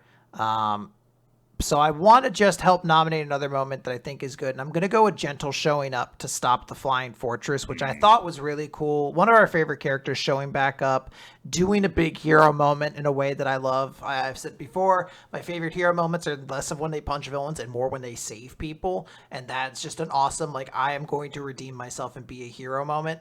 But I want to give attention to the Kaichi moment, which I don't know is maybe cool. It's just one of my personal favorite moments of this year because it really captures my style of humor, which is often to be so stupid. Other people are like, fine, fuck it. It makes me laugh. I don't know what to tell you. So, absolutely, yeah. Yeah, good stuff. Best villain, Nick.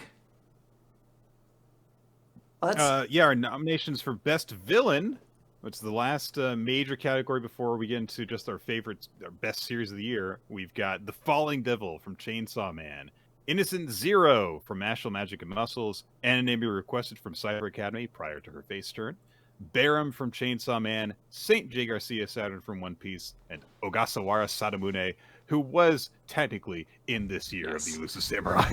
Yes.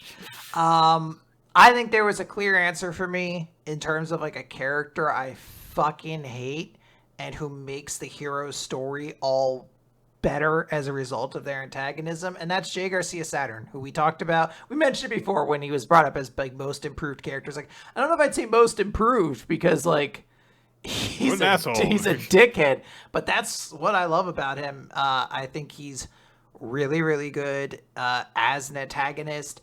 You fucking hate him. We know that he put a kill switch inside of Kuma. Like, we know that this is going to be how it's going to go, and it breaks my heart knowing that this motherfucker has ruined the beautiful life that these two kids, like, that Kuma could have had with Bonnie. It's really effective as an antagonist. Absolutely. It's got to be Saint J. Garcia Saturn. Yeah. There is no one that you hate more in a good way. I hate, as in, I appreciate, but I hate that, like, they're at every step where he's taking away Kuma's humanity. Vegapunk is trying to find ways, like, just let me give him a little bit, just so that he can say goodbye, just a little bit, just so he has enough free will to say goodbye to his daughters. Like, no, nothing. We have to have absolute control of him. Also, put a bomb in him in case we lose control of him. What an evil fucking bastard! Fucking hate him. Great character. Fucking want him to get his dick cut off. Which leads us, of course, to the final award. You know, this is the Academy Award Best Picture. Nick, what was the best series of 2023? We're not going to go over all the nominees. You've just heard us talk about them at length. Right. So it's every series is an option. I have my answer, which I think just has to... I can't deny it. I think the answer is Blue Box. If I think consistently what was the best series this year, Blue Box has had so many amazing, cute moments. It has been really charming. It's developed the relationship between Taiki and Shinatsu so well. It added the Yumika story, which we really loved. Ayame kind of grew into her own and was given like a relationship with Kyo, which we're like kind of like, oh, like I want them to work out. They're playing good drama with me. Like, everything in Blue Box has been really, really good to me this year. Like, I think outside of like the chapter where they time skipped, where we were like a little bit like, oh, do I like these new characters? It's been like consistently good to great. Yeah, absolutely.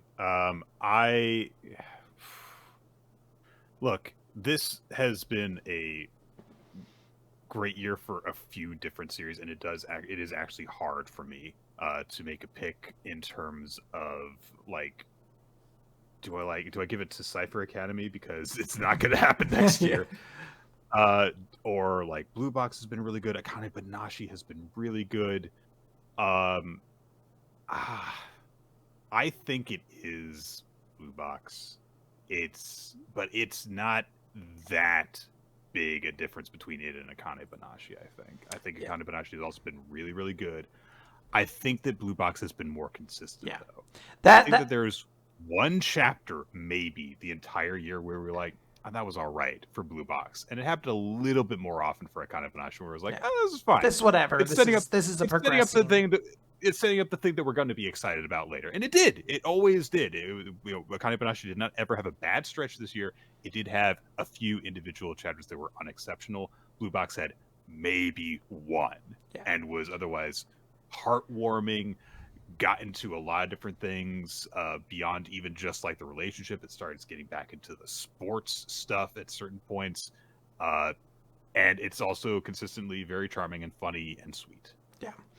I want to give also special attention to One Piece, which has been killing it the past couple months. It's not my nominee or not my pick because it bounced around a lot, and that can be hit or miss for One Piece sometimes. It's often very difficult to like process what's happening in One Piece, but the last like half of the year has been pretty strong. I think the most surprising thing to me actually is the audience pick was Boruto 2 Blue Vortex. Our audience apparently has been going crazy for every new development. This was as big of a surprise to me as it is to you, person who voted for 2 Blue Vortex. Hey, yeah, good for you guys. No, yeah, sure. It's Akane-banashi. Horrible person, you, Quinn. How dare you gaslight our audience? I want one without letting me know ahead of time that we were going to do it. I wanted just one person to be like, "Excuse me, they did." Excuse me. What are these? What are they doing over in the Discord? Yeah, make people just leave the community because they think everyone else has gone crazy. Yeah. But that is it. That was 2023 in a nutshell. This has been a very, very long episode, so I don't think we'll have too much more to say. But 2023 was a really fun year for the show. I think we experienced a lot of good manga, a lot of cool new series. We've learned a couple things even in this show, 13 years into doing it. We're looking forward to seeing what 2024 brings. And it's bringing a nice Shield 21 chapter, so it's already going into the top tier years. Yeah. We'll see how it goes. If you're a very strange, particular sort of person who only watches the annual manga recaps, I guess we'll see you next year. Everyone else will see you next week. There's like, if you're like the one person, you're like, I don't watch any of Todd's videos. I just watch the best of, and I do that with other things as well. I don't listen to weekly manga recap, but I just listen to you talk about the best ofs of the year. Wild, but I appreciate and adore you. Wow, sounds like they've had some great laughs over this year of podcasting. Not going to check any of them out. Yeah. This was a funny year for just the retrospective. Not to pat ourselves on the back too much. I am so proud of some of the stuff that we busted out this year. Yeah, that is also something we should note. There's an entire other category of supplementary awards that the audience specifically goes out and picks, and it includes stuff like Best New Design, Best New Series, Best Arc, Flashback, Funniest, Cutest. They also put in stuff like the best intros and discussions and rants from Weekly Manga Recap itself. If you want to find out who the best character that we created this year for Weekly Manga Recap is, you can. It was pretty clearly Hambo Jackson, the only character to, I think, show up again. It's a joke. But we don't read those out. It's self-congratulatory in a way we're not interested. But if you would like to see, because this is, again, Ninja has created polls throughout the year to help narrow this down. Go check it out, because a lot of fun work went into it, and it's always cool to see people's opinions. Absolutely. Thank you guys so much for joining us for this look back at the year of 2023. We look forward to having some good times in 2024 with you all. Have a good one, everybody. I don't have... Oh, man, my throat's sore. I can't do it. Bye. Bye.